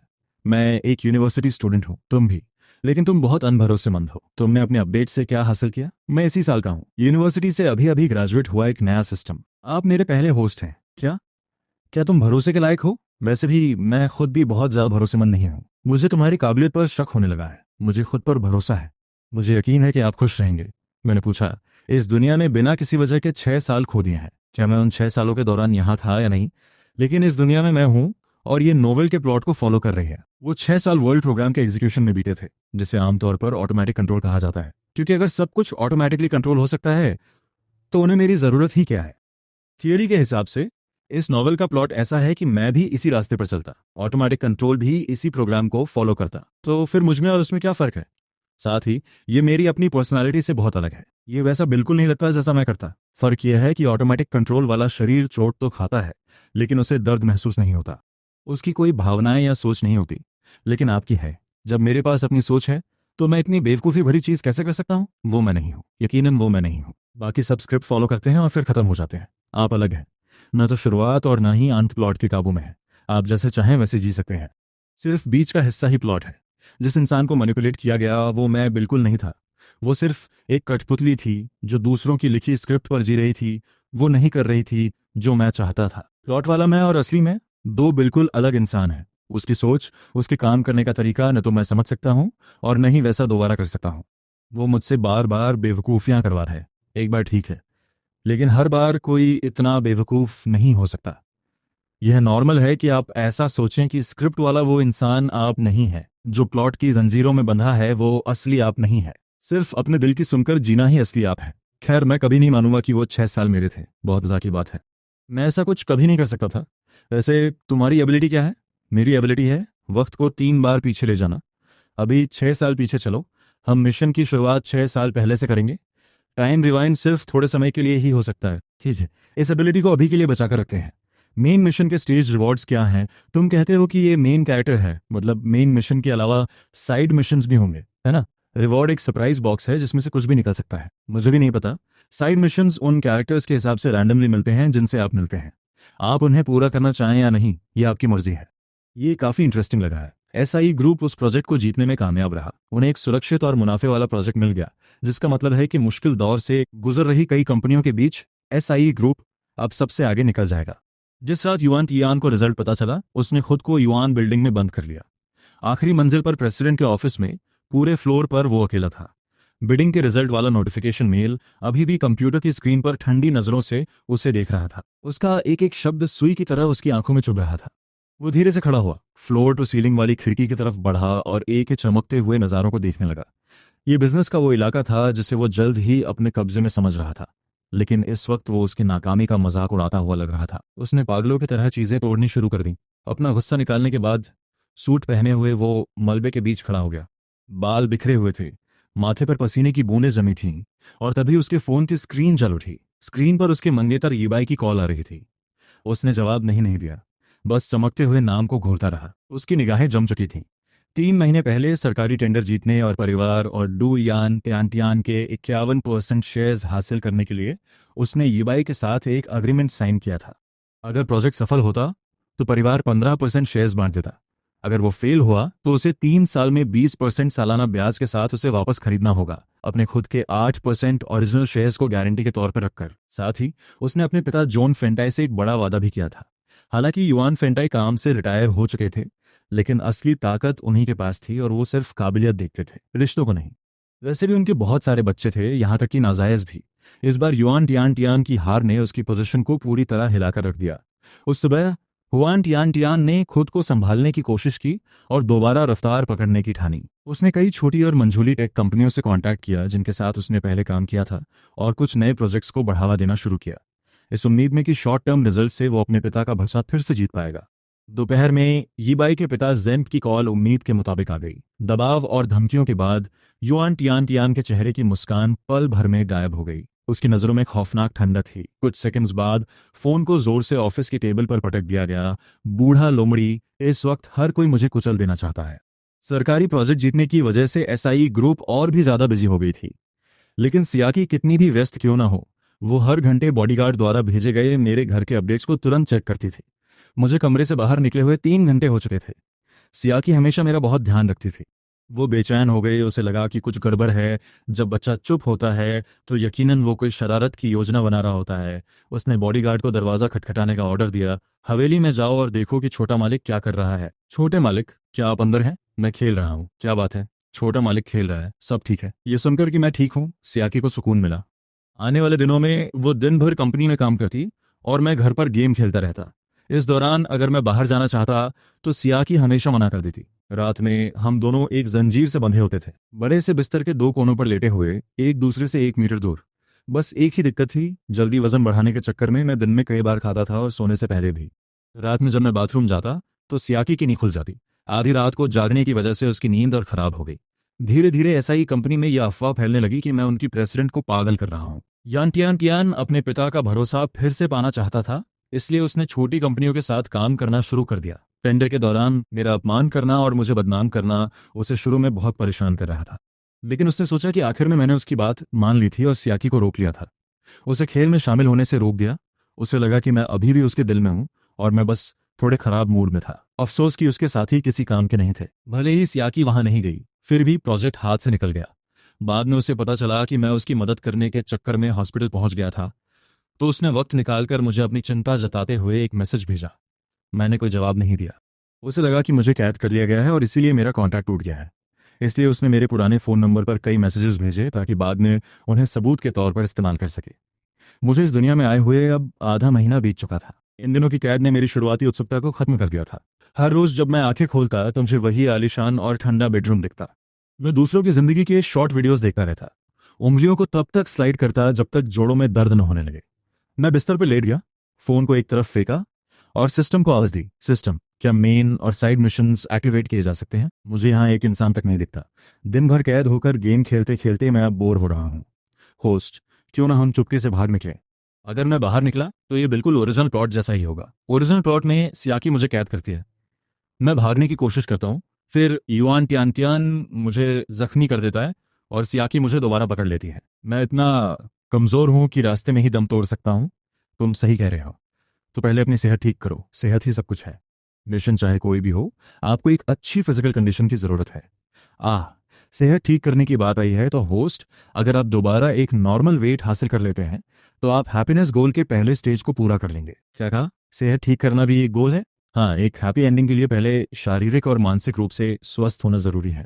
सेहत का स्टैंडर्ड क्या है? कम से कम कई इंडिकेटर्स को हेल्थ स्टैंडर्ड पूरा करना होगा, बिना किसी दूसरी बीमारी के। मेल प्रोटैगनिस्ट, आपके लिए इसका मतलब सिर्फ वजन बढ़ाना है। मैंने आधे महीने तक मेहनत की, और सिर्फ 3 या 4 किलो वजन बढ़ा पाया। मेल प्रोटैगनिस्ट, आपकी हाइट 188.8 है, कम से कम वजन 140 होना चाहिए, इससे कम होना सेहतमंद नहीं है। मैंने खुद को देखा, मैं लकड़ी जैसा दुबला था और मैंने हाँ में सिर हिलाया। मैंने फोन छोड़ दिया, आज से मैं थोड़ा ज्यादा खाऊंगा। रुको, सीढ़ियों से नीचे उतरते हुए मुझे मिसेस वैन मिलती है। मिसेस वैन, आज से मेरे लिए ऐसा खाना बनाइए जो वजन बढ़ाने और शरीर को मजबूत बनाने में मदद करे। जो भी चीज ताकतवर हो वही बनाइए। ठीक है यंग मास्टर, मुझ पर भरोसा रखिए, मैं आपको बास जैसा मजबूत बना दूंगी। लेकिन लगता है उन्होंने रात के खाने के समय मेरे अंदाज को कुछ और ही समझ लिया। मैं इस लजीज पकवानों से भरी मेज को देखता हूँ और खाना शुरू कर देता हूँ। श्यान की नजरें धीरे धीरे मेज पर घूमती हैं। वो अपने पीछे देखती है। आधा पका हुआ स्टेक, कच्ची और ताज़ा मछली, अंडों के साथ हरी प्याज का तड़का और 10 चीज़ों से बना एक ताकतवर सूप।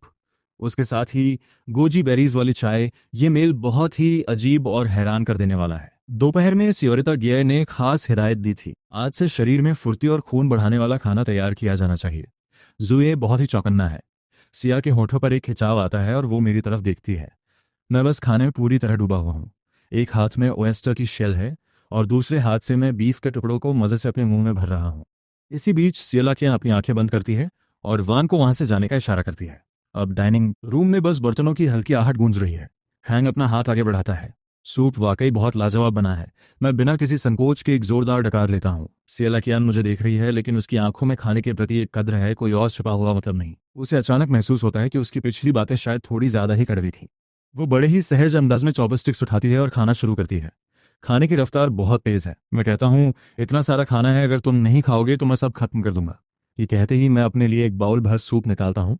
वजन बढ़ाने का मेरा इरादा बिल्कुल पक्का है। सियला कियान मुझे इतनी तेजी से खाते देखकर फिर से हैरान रह जाती है। वांग उसे टोकते हुए कहता है, इतना ज्यादा मत खाओ, कहीं ओवर ईटिंग की वजह से फिर से हॉस्पिटल ना जाना पड़ जाए।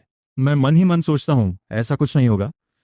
मैं बड़ी खुशी से हिसाब लगा रहा हूँ कि इस खाने से मेरा वजन कितना बढ़ेगा। मैं अपनी डाइट को रियल टाइम में मॉनिटर कर रहा हूँ। अभी मैं अपनी लिमिट से काफी दूर हूँ। मैं जानता हूँ मैं क्या कर रहा हूँ और तभी मैं प्याज का एक और टुकड़ा उठा लेता हूँ। सियला कियान मुझे इतनी भूख के साथ खाते देख खुद भी ज्यादा खाने लगती है। धीरे धीरे रात और गहरी हो जाती है। वो बिस्तर पर मुझसे बस 1 मीटर की दूरी पर लेटी है। उसके शरीर का तापमान सामान्य से ज्यादा है और उसके अंदर जज्बातों का एक तूफान सुलग रहा है।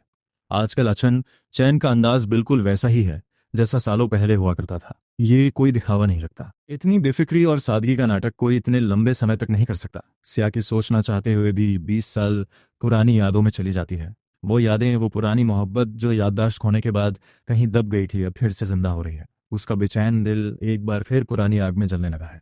लेकिन मैं उसकी इस अंदरूनी कशमकश का अंदाजा नहीं लगा पा रहा था। शुरुआत में मुझे उसके साथ एक ही कमरे में सोने से परहेज था, लेकिन आधा महीना साथ रहने के बाद मैं भी मान गया। सियला बस मुझे अजनबियों से दूर रखकर मेरी हिफाजत करना चाहती थी। इसके अलावा उसका कोई और गलत इरादा नहीं लगता था। इसी तरह एक हफ्ता और बीत गया। चूंकि मैं रोज भरपेट खाना खा रहा था, मेरा वजन काफी बढ़ गया था। मेरे दुबले पतले हाथ पैर अब भरने लगे थे। एक सुबह मैंने चुपके से वेटिंग स्केल पर अपना वजन चेक किया। सुई 110 पाउंड्स पर जाकर ठहर गई। मैं शीशे में खुद को देखकर मुस्कुराने लगा। लेकिन सियाकियान, जो मेरी इस तरक्की को देख रही थी, उसे ऐसा लग रहा था जैसे उसके अंदर कोई खामोश आग जल रही हो। शुरू में तो वो बस रात भर बिस्तर पर करवटें बदलती रहती। उसका शरीर मजबूत था, लेकिन ये बेचैनी उसे तड़पा रही थी। वो अक्सर आधी रात को जाग जाती और हल्की रोशनी में बस बगल में सो रहे मुझे निहारती रहती। मैं बिल्कुल बेखबर गहरी नींद में सोया रहता। मुझे इतनी मासूमियत से सोता देख उसके दिल की वो जलन और तपिश आखिर में हार मान लेती। वो मुझे नींद से जगाना नहीं चाहती थी और ना ही खुद को किसी ठंडे पानी के शावर के लिए मजबूर करना चाहती थी। एक और रात, जब गर्मी और बेचैनी बर्दाश्त से बाहर हुई, सेलाकियन ने धीरे से चादर हटाई, चाबियां लीं और अपनी जंजीर खोल दी। नींद में ही मैं उसकी तरफ मुड़ा और मेरी स्किम्स के हाथ से छू गई। वो घबराकर लगभग भागते हुए बाथरूम की तरफ गई ताकि उन अजीब ख्यालों से पीछा छुड़ा सके। आज सुबह जब मेरी आंख खुली, मुझे जरा भी अंदाज नहीं था कि रात को क्या हुआ था। मैं रोज की तरह उठा और नीचे नाश्ता करने चला गया। सियाकी मुझे दिन ब दिन बेहतर होता देख अंदर ही अंदर बहुत खुश थी। मैं कहता हूँ, घर पर रहना बहुत बोरिंग है, मुझे बाहर जाना है और एक नौकरी ढूंढनी है। मैं इस तरह तुम्हारे घर पे नहीं बैठा रह सकता। मेरी ऐसी बातें सुनकर सियाकी अपनी हंसी नहीं रोक पाती। अचन अभी भी वैसा ही है, जब वो अपनी जिद पर आता है तो खुद को भी नहीं छोड़ता। मैं फिर कहता हूँ, मैं जानता हूँ तुम नहीं चाहती कि मैं बाहर जाऊं, लेकिन घर पे बैठे बैठे मुझे जंग लग रहा है। अब मैं वो याओचन नहीं हूँ जो एक औरत के लिए जीने मरने को तैयार था। मैं 20 साल का याओचन चैन हूँ। मुझे मेहनत करनी है, आगे बढ़ना है और खुद को साबित करना है। मुझे काम चाहिए, कोई भी काम चलेगा। अगर मुझे कुछ नहीं आता तो मैं सीख लूंगा। मैं कोई पालतू कुत्ता या बिल्ली नहीं हूँ जो बस घर पे पड़ा रहे। मन ही मन एक आवाज गूंजती है, तुम वाकई लाजवाब हो, ये असली तुम हो। जो तुम कहानी के जाल में फंसे थे वो तुम नहीं थे। देखो दानमो तुम्हारी कितनी तारीफ कर रहा है। मैं अपनी जिंदगी का मालिक खुद बनना चाहता हूँ। मुझे बहुत महान नहीं बनना, बस अपने फैसले खुद लेने का हक चाहिए। मैं काम करना चाहता हूँ और समाज का हिस्सा बनना चाहता हूँ। सियाकी कहती है, ठीक है, तुम मेरे असिस्टेंट बनोगे, तुम हर जगह मेरे पीछे रहोगे, इसके अलावा और कोई रास्ता नहीं है। इसके बाद वो थोड़ी चिढ़ जाती है और गुस्से में कहती है, क्या देख रहे हो, ये कैसा चेहरा बनाया हुआ है, क्या एटीट्यूड है ये। मैं कहता हूँ, ठीक है, मुझे मंजूर है। ये सोचकर खुशी हो रही है कि मैं तुम्हारे साथ 24 घंटे रहूंगा। वो कहती है, खुश होने की जरूरत नहीं है, मुझे बस डर है कि तुम काम के बहाने उस युआंटियाना से मिलने ना चले जाओ और फिर मुझे तुम्हें चाहने आना पड़े। सच कहूं तो मुझे नहीं लगता कि मैं वाकई सियाकी को पसंद कर पाऊंगा। हमारा रिश्ता हमेशा से नोक झोंक वाला रहा है। 20 सालों से हम वो बातें बिना लड़े नहीं कर पाए। मुझे समझ नहीं आता कि उसने वो फैसला क्यों लिया। क्या सियाकी भी युआन तियान तियान की तरह बीमार है, जिसे किसी के मरने के बाद ही अपने एहसासों की कद्र होती है। खैर, मैं कहता हूँ, ठीक है, मैं तुम्हारा असिस्टेंट बनूंगा। जब वो काली गाड़ी एसआई कॉरपोरेशन के मेन गेट पर रुकी तो आते जाते कर्मचारियों की रफ्तार थम गई। कार का दरवाजा खुला और पहले उन बॉस उतरी, वो ठंडी और शांत प्रेसिडेंट, जिसकी चमक से पूरा नजारा बदल गया। सबकी नजरें तुरंत मुझ पर टिक गईं, जो उसके बिल्कुल बगल में खड़ा था। सियाकी ने आसपास की नजरों की परवाह किए बिना मेरा हाथ पकड़ा और एग्जीक्यूटिव एलिवेटर की तरफ बढ़ गई। ऑफिस में फुसफुसाहटें तेज हो गई। कुछ हिम्मत वाले कर्मचारियों ने फोन निकाले और एसआई कॉरपोरेशन के गॉसिप ग्रुप में मैसेज की झड़ी लगा दी। कर्मचारी आपस में गॉसिप कर रहे हैं, ये क्या हो रहा है। बॉस अपने साथ एक बहुत ही हैंडसम आदमी को लेकर आई है, याओ चेन, जिसे सब एक हिस्टेरिक इंसान और यान टियान टियान का दीवाना समझते थे, आज प्रेसिडेंट के साथ कदम से कदम मिलाकर चल रहा था। लिफ्ट का दरवाजा खुला, पहले स्याकी बाहर निकली और फिर मैं। ऊपरी मंजिल के कर्मचारी तुरंत सीधे खड़े हो गए। स्याकी कहती है, मेरे केबिन में आओ। जुफुजो तुरंत हमारे पीछे हो लिया और बोला, गुड मॉर्निंग मिस्सी, मिस्टर यो, आपके लिए क्या हुक्म है। जुफुजो बहुत ज्यादा एक्साइटेड लग रहा था। स्याकी कहती है, इसे एक वर्क स्टेशन दो, आज से ये यहीं काम करेगा। जुफुजो को जैसे कानों पर यकीन नहीं हुआ। वो सोच रहा है, क्या मैं सपना देख रहा हूँ। मिस्टर याओ, जो हमेशा कंपनी के लिए मुसीबत बनते थे, वो यहाँ काम करने आए हैं। उसने कंफर्म करने के लिए सियाकी की तरफ देखा और उसने सिर हिलाकर हामी भर दी। सियाकी कहती है, मेरे केबिन में ही एक मेज लगाओ, ये छोटे कामों से शुरुआत करेगा। मैं कहता हूँ, मुझे सबके साथ बाहर बैठना है, लेकिन उसने मेरी बात अनसुनी कर दी। वो अब पूरी तरह एक डिक्टेटर की तरह बिहेव कर रही है। वो कहती है, अगर तुमने यहां से भागने की कोशिश की तो फिर कभी घर से बाहर कदम नहीं रख पाओगे। जैसे मैं केबिन से बाहर निकला, दर्जनों जिज्ञासु आंखें मेरा पीछा कर रही थीं। माहौल थोड़ा अजीब था, लेकिन मैंने मुस्कुराकर सबकी तरफ देखा। मैं आगे बढ़कर कहता हूँ, हेलो सबको, आज से हम साथ काम करेंगे। मैं यहाँ ना हूँ और मुझे ज़्यादा कुछ नहीं पता, तो उम्मीद है आप लोग मेरा ख्याल रखेंगे। कर्मचारी हैरान थे कि ये इतना तमीज़दार कैसे हो सकता है। मैं उनकी उन परखी हुई नज़रों को नज़रअंदाज करते हुए उनसे बातचीत करने लगा और माहौल थोड़ा हल्का हो गया। एक कर्मचारी ने हिम्मत जुटाकर पूछा, सॉरी, क्या हम जान सकते हैं कि आपका डायरेक्टर सी के साथ क्या रिश्ता है। मैंने बड़ी सहजता से जवाब दिया, हम बचपन के दोस्त हैं और क्लासमेट भी रह चुके हैं। सब एक साथ बोले, ओह, तो ये बात है। तभी जुफुजू लॉजिस्टिक्स टीम के साथ डेस्क और नया कंप्यूटर लेकर आया। मुझे लोगों के बीच घिरा देखकर वो रुक गया और सम्मान के साथ बोला, गायान, तुम यहाँ क्या कर रहे हो, डायरेक्टर सी के केबिन में क्यों नहीं हो। ये गायान नाम सुनते ही जैसे पूरे फ्लोर पर सन्नाटा पसर गया। सबको पता चल गया कि ये लेजेंडरी सी गायान है, जिसके डायरेक्टर सी के साथ रिश्ते बेहद खराब थे। किसी को समझ नहीं आ रहा था कि ये चल क्या रहा है। लेकिन उधर ऑफिस के स्पेशल वन वे ग्लास के पीछे स्याकी खामोश खड़ी थी। उसकी नजरें कांच को चीरती हुई मुझ पर टिकी थीं। उसकी आंखों में एक अजीब सी तड़प और कब्जा करने की चाहत थी। वो मन ही मन सोच रही है, अचन आजकल बहुत ज्यादा कहना मान रहा है, उसमें 20 साल वाली वही एनर्जी है। क्या ये वाकई बदल गया है या ये बस उसकी कोई नई चाल है। उसे जल्द से जल्द कोई रास्ता ढूंढना होगा ताकि वो अचन के चेहरे से इस नकाब को उतार सके। लेकिन दिल के किसी कोने में वो सोच रहा है, काश ये सब सच होता, काश वक्त यहीं थम जाए, काश चंद हमेशा ऐसा ही रहे, जो मुझे देखकर मुस्कुराता है, मुझसे बहस करता है और किसी मजाक पर पागलों की तरह हंसने लगता है। यही तो असली चंद है। हाँ, इसी बीच फुफू फुर्ती से हरकत में आता है और देखते ही देखते उसके लिए काम की जगह तैयार कर देता है। एक नया कंप्यूटर, सारे ऑफिस सप्लाईज और ज़रूरत का हर सामान। अब उसका अपना एक अलग इलाका था। वो बहुत ज़्यादा कॉन्सेंट्रेटेड लग रहा था। पूरी सुबह वो कंप्यूटर के सामने बैठा रहा, कभी कुछ सोचते हुए माथे पर बल डालता तो कभी बड़ी गंभीरता के साथ कीबोर्ड पर उंगलियां चलाता। वो उलझन में पूछता है, टू ऑन, इस रिपोर्ट का क्या मतलब है, ये नंबर्स क्या दिखाते हैं, इस डॉक्यूमेंट का फॉर्मेट कैसे ठीक होगा, और ये इतना अजीब क्यों दिख रहा है। स्कूल में तो ये सब कभी सिखाया ही नहीं गया, मुझे इसके बारे में कुछ भी नहीं पता। ये पीपीटी टेम्पलेट भी बहुत पुराना और मामूली है और इसके कलर्स तो वाकई बहुत खराब है। वो इस बात पे अड़ा है कि वो इसे खुद ही ठीक करेगा ताकि सब कुछ सही रहे। जो चीज़ें उसे समझ नहीं आती वो चुपके से अपने मोबाइल पर सर्च कर लेता है। वो तुरंत तोआन को कॉल करता है ताकि बाहर से उसे थोड़ी गाइडेंस मिल सके। पूरा दिन मुश्किलों भरा, लेकिन फिर भी वो प्रोजेक्ट से जुड़े कई बुनियादी काम पूरे कर लेता है। उधर सियाकी उन डॉक्यूमेंट्स का प्रिंट निकालती है जो उसने दिए थे। वो अपने पेन की नोक से कुछ जगहों की तरफ इशारा करती है और धीमी और तसल्ली बख्श आवाज में समझाती है, यहाँ लॉजिक सही नहीं है, यहाँ डेटा का साइटेशन गलत है, और ये फॉर्मेट भी कंपनी के रूल्स के मुताबिक नहीं है। जब वो कागज पर एक एक चीज समझा रही होती है तो वो उसके करीब जाकर बड़े ध्यान से उसे सुनने लगता है। उसे पता भी नहीं चलता और वो उसकी सोच के साथ तालमेल बिठाने लगता है। वो गौर से देखता है कि वो कैसे चीजों को बदल रही है और उन्हें सही कर रही है। वो समस्याओं को सुलझाने का उसका लॉजिक सीख रहा है। इसी बीच खिड़की के बाहर शाम की लाली छाने लगती है। ठीक 5 बजे छुट्टी की घंटी बजती है। वो, जो अब तक पूरी तरह काम में डूबा हुआ था, अचानक जोश से भर जाता है और उसकी आंखों में चमक आ जाती है। आखिर वक्त पर काम खत्म करके निकलना जो था। मैंने बड़ी फुर्ती से फाइल सेव की और कंप्यूटर बंद कर दिया। अपनी इस तेज तर्रार हरकत पर मैं खुशी से झूम उठा। मैं अपनी जगह से खड़ा हुआ और बाहर जाने के लिए लपका। मैं चिल्लाया, चेन, अब तुम्हें मेरी कोई करेक्शन नहीं चाहिए ना? मैं इन्हें कल बदल दूंगा। लेबर लॉ कहता है कि अब लॉग आउट करने का वक्त हो चुका है। मैं भागते हुए ऑफिस एरिया से बाहर निकल आया और अपने पीछे उन ढेरों कर्मचारियों को छोड़ आया जो खामोशी से मुझे हसरत भरी नजरों से देख रहे थे। आखिर समय पर ऑफिस से कौन नहीं निकलना चाहता, लेकिन मेरी यह आज़ादी बहुत ही छोटी साबित हुई। तभी सिक्योरिटी गार्ड सामने आकर खड़ा हो गया और बोला, सॉरी सर, डायरेक्टर सी के खास ऑर्डर्स हैं, आप अकेले कंपनी से बाहर नहीं जा सकते।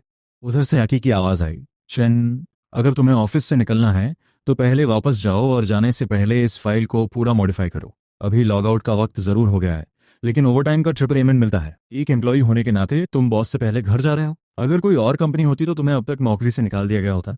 मैंने अपना फ़ोन पकड़ा, पीछे उस ऊंचे एलिवेटर की तरफ देखा और सिर झुकाकर दोबारा अंदर चला गया। टॉप फ्लोर की लाइट एक बार फिर मेरे लिए जल उठी थी। मैं बड़बड़ाया, ऑफिस से निकलना, मुझे इस ओवरटाइम से नफरत है। मैं एलिवेटर के अंदर सियाकी के पीछे पीछे चल रहा था और इस बार मैं बहुत ज़्यादा शांत था। जब सियाकी मुझे वापस रेजिडेंस लेकर आई तो रात काफ़ी ढल चुकी थी। मिसेस लू ने पहले से ही गर्मा गर्म खाना तैयार कर रखा था, पूरे 6 लैम्प डिशेस और एक सूप। घर जैसी गर्माहट से भरी उस मेज़ पर हम दोनों ने खामोशी से डिनर किया। मैं कुछ देर चुपचाप बैठा रहा, मानो गेमिंग की दुनिया में दुश्मनों को धूल चटाने के लिए बेताब हो रहा हूँ। इसी बीच सियाकी ऑफिस के काम निपटाने के लिए स्टडी रूम में चली गई। कुछ ही देर बाद उसका फ़ोन वाइब्रेट हुआ। गुनियांग नियान का मैसेज था, बाहर आओ, एक ड्रिंक लेते हैं। मैंने सुना है कि आज तुम जीजाजी को कंपनी लेकर आई थी, क्या बात है? सियाकी ने छोटा सा रिप्लाई किया, ऐसा कुछ खास नहीं है। गुनियांग नियन ने फिर कहा, मुझे बेवकूफ़ मत बनाओ, तुम दोनों बिना लड़े या बिना एक दूसरे को इग्नोर किए पूरा दिन साथ बिता गए। ये तो ऐसा है जैसे सूरज पश्चिम से निकल आया हो। सियाकी बहुत परेशान थी। उसने बस इतना लिखा, अच्छा है कि उनकी मेमोरी चली गई। उसने बस छोटा सा जवाब दिया और फिर ध्यान देना बंद कर दिया। 1 घंटे बाद घर की घंटी बजी। मिसेस हैंग ने दरवाज़ा खोला तो देखा कि गुनियांग नियान दरवाजे पर मुस्कुराती हुई खड़ी है। वो बड़ी सहजता से अपने जूते बदलती है और ऊपर मौजूद सियाकी को मैसेज भेजती है, मिस्सी, मैं तुम्हारे घर पहुंच चुकी हूं। और जीजाजी कहाँ है? तुम तो बड़ी टिकने वाली निकली। सियाकी नीचे आई और मास्टर बेडरूम के बंद दरवाजे की तरफ बढ़ी। उसने पूछा, क्या तुम खास तौर पर यही गॉसिप सुनने आई हो? गुनियांग नियान अपनी आंखें चमकाते हुए सीधी खड़ी हो गई और बोली, हाँ, ये तो किसी चमत्कार जैसा है कि तुम दोनों का झगड़ा नहीं हुआ। जाहिर है मैं इसे अपनी आंखों से देखना चाहती हूँ। सियाकी ने बिल्कुल रूखे लहजे में कहा, हम कोई जू के बंदर नहीं है जो तुम हमें देखने चली गई हो। गुनियांग नियान ने बात बदलते हुए पूछा, वैसे क्या चेन उस युआन टियान टियान के पीछे पागल नहीं था? वह अचानक ऐसे कैसे बदल गया? मुझे मत बताना कि उसने तुम्हें फिर से धोखा दिया है। उस वक्त उसने गुआन टियान टियान के लिए कितना बड़ा तमाशा खड़ा किया था। गुनियांग नियान, जो सियाकी की बेस्ट फ्रेंड थी, उसने कई बार सियाकी का साथ देने के लिए उसके साथ बैठकर शराब पी थी, इसलिए वह आज भी उस बात से डरती थी। सियाकी की आंखों में एक पल के लिए हल्की सी नरमी आई और वह बोली, उसकी मेमोरी चली गई है। गुनियांग नियान ने शक जताते हुए कहा, पिछली बार भी उसने सिरदर्द का नाटक किया था और तुम पिघल गई थी। इस बार उसने अपना तरीका और बेहतर कर लिया है। सियाकी ने कहा, यह सच है। उसे तो यह भी याद नहीं कि युआन टियान टियान कौन है। गुनियांग नियन ने फिर टोकते हुए कहा, और क्या पता उसने सिर्फ अपनी एक्टिंग बेहतर कर ली हो। सियाकी, तुम दोबारा उसके जाल में मत फंसना। उसकी बात पूरी होने से पहले ही दरवाजा खुलने की हल्की सी आवाज आई। दोनों ने एक साथ ऊपर देखा। मैं अपने घर के कपड़ों में बाहर आया, रेलिंग के पास खड़ा हुआ और साफ नजरों से नीचे देखने लगा। एक अजीब से कौतूहल और क्यूरियोसिटी के साथ गुनियांग नियान तुरंत खड़ी हो गई और अपनी उसी जानी पहचानी चमकीला मुस्कान के साथ बोली, हेलो जीजाजी, क्या हम लोग बहुत तेजी से बात कर रहे थे और हमारी वजह से आपको डिस्टर्बेंस हुई? मैं सीढ़ियों से नीचे उतरा और बड़ी शिष्ट था, लेकिन एक दूरी बनाए रखते हुए सिर हिलाया, हेलो। इसके साथ ही मैंने अपने दिमाग में सिस्टम को गुहार लगाई, सिस्टम तुआन, ये औरत कौन है? सिस्टम 0137 ने जवाब दिया, ये गुनियांग नियान है। एक करीबी दोस्त जिससे फीमेल लीड की मुलाकात उसके बिजनेस स्टार्टअप के दिनों में हुई थी। इनका बहुत सॉलिड बॉन्ड है। ये इकलौती ऐसी इंसान है जो सियाकी के सामने टिक सकती है और उससे कुछ सच्ची बातें कह सकती है। अचानक मेरी नज़र म्यान म्यान की उस जांचती हुई निगाह से टकराई। मैंने बात संभालते हुए कहा, मैं बस पानी लेने नीचे आया था। मैं किचन में रेफ्रिजरेटर की तरफ बढ़ा और मिनरल वाटर की 2 बोतलें उठा ली। वह अभी मुझ पर मुस्कुराई थी और उसने पहले मुझे ग्रीट किया था, जबकि इससे पहले जब भी वो मुझे देखती थी उसका चेहरा ठंडा रहता था। वह मन ही मन सोचती है, ऐसा लगता है कि सच में इसकी मेमोरी चली गई है। इसकी 80% यादें 20 साल की उम्र पर आकर रुक गई हैं। ये पुराने लोगों और बातों को भूल चुका है। ये तो बहुत अच्छी बात है, बहुत बड़ी खुशी है। इसे तो सेलिब्रेट करना चाहिए। चलो बाहर चलकर कुछ ड्रिंक्स लेते हैं, ट्रीट मेरी तरफ से। सियाकी ने एक पल के लिए संकोच किया और फिर बोली, ठीक है चलो। गुनियांग नियान ने चुटकी लेते हुए कहा, तुम तो अभी से रिपोर्ट करने लगी सियाकी। तुम सच में उसके प्यार में पड़ रही हो। सियाकी ने उसकी बात पर ध्यान नहीं दिया। वो मास्टर बेडरूम के दरवाजे के पास गई और उसने धीरे से नॉक किया। अंदर से मेरी थोड़ी उलझी हुई आवाज़ आई। उसने दरवाज़ा खोला। मैं सोफा पर पालथी मारकर बैठा हुआ था और मेरी उंगलियां फ़ोन की स्क्रीन पर बहुत तेज़ी से चल रही थीं। खेल की जंग काफ़ी भयानक लग रही थी। स्क्रीन की रोशनी मेरे चेहरे पर एक गहरे फोकस की परछाई बना रही थी, जैसे मैं पूरी तरह से अपनी ही दुनिया में खोया हुआ था। सियाकी ने कहा, चन, मैं गुनियांग नियान के साथ बाहर कुछ ड्रिंक्स के लिए जा रही हूँ। मेरी आंखें अभी भी स्क्रीन पर ही टिकी हुई थी। मैंने गेम में चिल्लाते हुए कहा, ए बी, मैं तुम्हें ब्रश से रगड़ने रहा हूँ। जैसे ही मेरी बात खत्म हुई, सियाकी का शरीर एक पल के लिए बिल्कुल सुन्न हो गया। वह वाकई किसी बारीक सुई की तरह सीधे उसके दिल में जाकर चुभ गया। वह कुछ कहना चाहती थी, लेकिन सारे शब्द उसके गले में ही अटक कर रह गए। आखिरकार वह एक दर्द भरी खामोशी में बदल गया। उसने आखिर में कुछ नहीं कहा, बस मुझे गहरी नजरों से देखा और फिर धीरे से दरवाजा बंद कर दिया। उधर बार में रोशनी बहुत मंदी और धुंधली थी और संगीत के कम फ्रीक्वेंसी वाले बैस कान के पर्दों पर वार कर रहे थे। सियाकी ने एक शब्द भी नहीं कहा। उसने एक के बाद एक कड़क शराब के 2 ग्लास खाली कर दिए। गुनियांग नियान ने उसे रोकते हुए कहा, धीरे पियो, तुम क्या कर रही हो? अभी किस बात ने तुम्हें इतना परेशान कर दिया? जब सियाकी ने तीसरा ग्लास अपने होठों से लगाया तो उसने अपना सिर झुकाया और उसे एक ही घूंट में पूरा पी गई। वह बड़बड़ाई, मुझे उसे इस तरह बंद करके नहीं रखना चाहिए था। गुनियांग नियान ने समझाया, तुम उसकी हिफाजत कर रही हो। पहले जैसे ही तुम उसे ढीला छोड़ती थी, वह भागकर यान तियान तियान के पास चला जाता था और ढेरों मुसीबतें खड़ी कर देता था। हर बार तुम्हें ही उस रायते को समेटना पड़ता था। अब जब उसकी मेमोरी चली गई है और हालत साफ नहीं है, तो तुम्हें और ज्यादा सावधान रहना होगा। क्या होगा अगर वैसी ही कोई चीज दोबारा हो गई? सियाकी ने ग्लास में हिलते हुए लिक्विड को देखा और कहा, उसे मेरा इस तरह उसे बंद रखना पसंद नहीं है और ना ही वह मुझे पसंद करता है। कुछ भी साफ नहीं है, लेकिन कम से कम अभी वह तमाशा नहीं कर रहा है। आखिरकार मुझे थोड़ी शांति मिली है। धीरे धीरे सब ठीक होगा। गुनियांग नियान ने कहा, प्यार के मामले में जल्दबाजी नहीं की जा सकती। सियाकी ने उसकी बात को ऐसे अनसुना कर दिया जैसे कुछ सुना ही ना हो और अपने लिए एक और ग्लास डाल लिया। गुनियांग नियान ने अपना सिर हिलाया। कम से कम उस रात के लिए वह उसकी बेबस पीने की साथी बनने के लिए तैयार थी। उन दोनों के खूबसूरत चेहरों ने बार में पहले ही कई लोगों का ध्यान खींच लिया था। थोड़ी ही देर में एक अच्छी पर्सनालिटी वाला आदमी हाथ में एक ग्लास लिए आगे बढ़ा और सियाकी के पास खाली सीट पर बैठ गया। वह आदमी बोला, 2 खूबसूरत हसीनाएं, अकेले पीना बहुत बोरिंग होता है। क्या आप दोनों मेरे साथ एक ड्रिंक लेना चाहेंगी? गुनियांग नियान ने तुरंत मना करते हुए कहा, सॉरी, मेरी दोस्त शादीशुदा है। वह आदमी मुस्कुराया और बोला, शादीशुदा लोग क्या दोस्त नहीं बना सकते? मैं देख रहा हूं कि मैडम का मूड थोड़ा खराब है। चलिए थोड़ी देर बात करते हैं। सियाकी ने ठंडे लहजे में कहा, मैं शादीशुदा हूं। उस आदमी की मुस्कान एक पल के लिए जम गई और उसने एक गहरी नजर सियाकी की उंगलियों पर डाली जहां कोई रिंग नहीं थी। रिंग गायब देखकर वो बोला, तुम्हारा मूड खराब देखकर लगता है कि तुम्हारा अपने पति के साथ झगड़ा हुआ है। अगर मैं सच कहूं तो इंसान को कभी कभी रिलैक्स करना चाहिए। क्या पता तुम्हारा पति इस वक्त कहीं और मजे कर रहा हो। वैसे भी तुमने अपनी शादी की अंगूठी उतार दी है, तो इस रिश्ते को इतना सीरियस क्यों लेना? जिंदगी बहुत छोटी है, क्या इस पल को एंजॉय करना बेहतर नहीं है? ठीक उसी पल मैं अपने गेम के साथियों के साथ फोन कॉल पर था और अपने सामने वाले एक कपल को देखकर खामोश था और लगातार मजे ले रहा था। अचानक बिना किसी वार्निंग के मुझे एक जोरदार छींक आई। मैंने अपनी नाक रगड़ी और बड़बड़ाया, कौन मेरे बारे में सोच रहा है? इधर सियाकी के आसपास का तापमान अचानक शून्य पर पहुंच गया। वह आदमी सियाकी की आंखों के जानलेवा गुस्से को भाप गया और डर के मारे तुरंत वहां से दुम दबाकर भाग निकला। गुनियांग नियान ने राहत की सांस ली और पीछे मुड़ी, लेकिन उसने देखा कि सियाकी अपनी नजरें झुकाए अपनी दाहिनी हाथ की खाली अनामिका उंगली को एकटक घूर रही थी। वो मन ही मन सोचने लगी, चैन के साथ मेरी शादी शुरुआत से ही एक दिखावा थी। चैन ने मुझसे पहले कभी प्यार नहीं किया और वह आज भी मुझसे प्यार नहीं करता। यह एहसास किसी भी कड़क शराब से ज्यादा उसके अंदरूनी हिस्से को झुलसा रहा था। सियाकी बिना कुछ बोले एक के बाद एक गिलास खाली करती रही। गुनियांग नियन उसे इस हालत में देखकर बहुत असहज महसूस कर रही थी, लेकिन उसे समझ नहीं आ रहा था कि वो उसे कैसे संभाले। आखिरकार सियाकी को बुरी तरह नशे में धुत देखकर उसने हार मान ली और अपने शोफर को फ़ोन किया ताकि इस मैडम को सही सलामत घर पहुंचाया जा सके। रात बहुत गहरी हो चुकी थी। जब शोफर ने सियाकी को गाड़ी से उतरने में मदद की तो रात की ठंडी हवा का एक झोंका आया। ऐसा लगा जैसे एक पल के लिए उसका दिमाग थोड़ा साफ हुआ हो, लेकिन उसके कदम अभी भी लड़खड़ा रहे थे। उसने गुनियांग नियान का सहारा लेने से मना कर दिया, जो उसे थामने के लिए हाथ आगे बढ़ा रहे थे। वह लड़खड़ाते हुए मैंशन के अंदर आई और एक ही कदम करके सीढ़ियां चढ़ने लगी। गुनियांग नियान ने जब देखा कि अब उसकी ज़रूरत नहीं है, तो वो सुकून से अपने घर लौट गई। बेडरूम के दरवाजे के सामने पहुंचकर सियाकी रुक गई। उसने ठंडी दीवार का सहारा लिया और बड़ी मुश्किल से अपने स्कर्ट के घेरे को ठीक किया। ऐसा करने के बाद उसने एक गहरी सांस ली और दरवाजे के ठंडे हैंडल को पकड़ लिया। तभी अंदर से मेरी बेहद एक्साइटेड आवाज़ आई, कार्यो जानू, मैं तुम्हें ये किल देता हूँ। दरवाजे के अंदर से आती हुई मेरी वो आवाज़ उस सन्नाटे में बिल्कुल साफ सुनाई दे रही थी। उस अधखुले दरवाजे की दरार से छनकर आती बातें जैसे ही सियाकी के कानों में पड़ी, उसका हाथ हैंडल पर ही जम गया।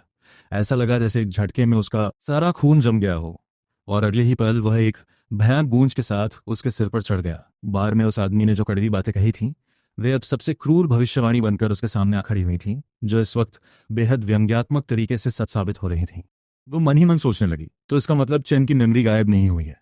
वह इन प्यार भरे नाटकों के पीछे मुझसे लगातार झूठ बोल रहा था और बड़ी चालाकी से एक बहुत बड़ा झूठ बुन रहा था। सच तो यह है कि जहां मेरी नजर नहीं होती, वहां चैन आज भी रोज किसी के साथ इतना करीबी और इंटीमेट कॉन्टैक्ट बनाए हुए है।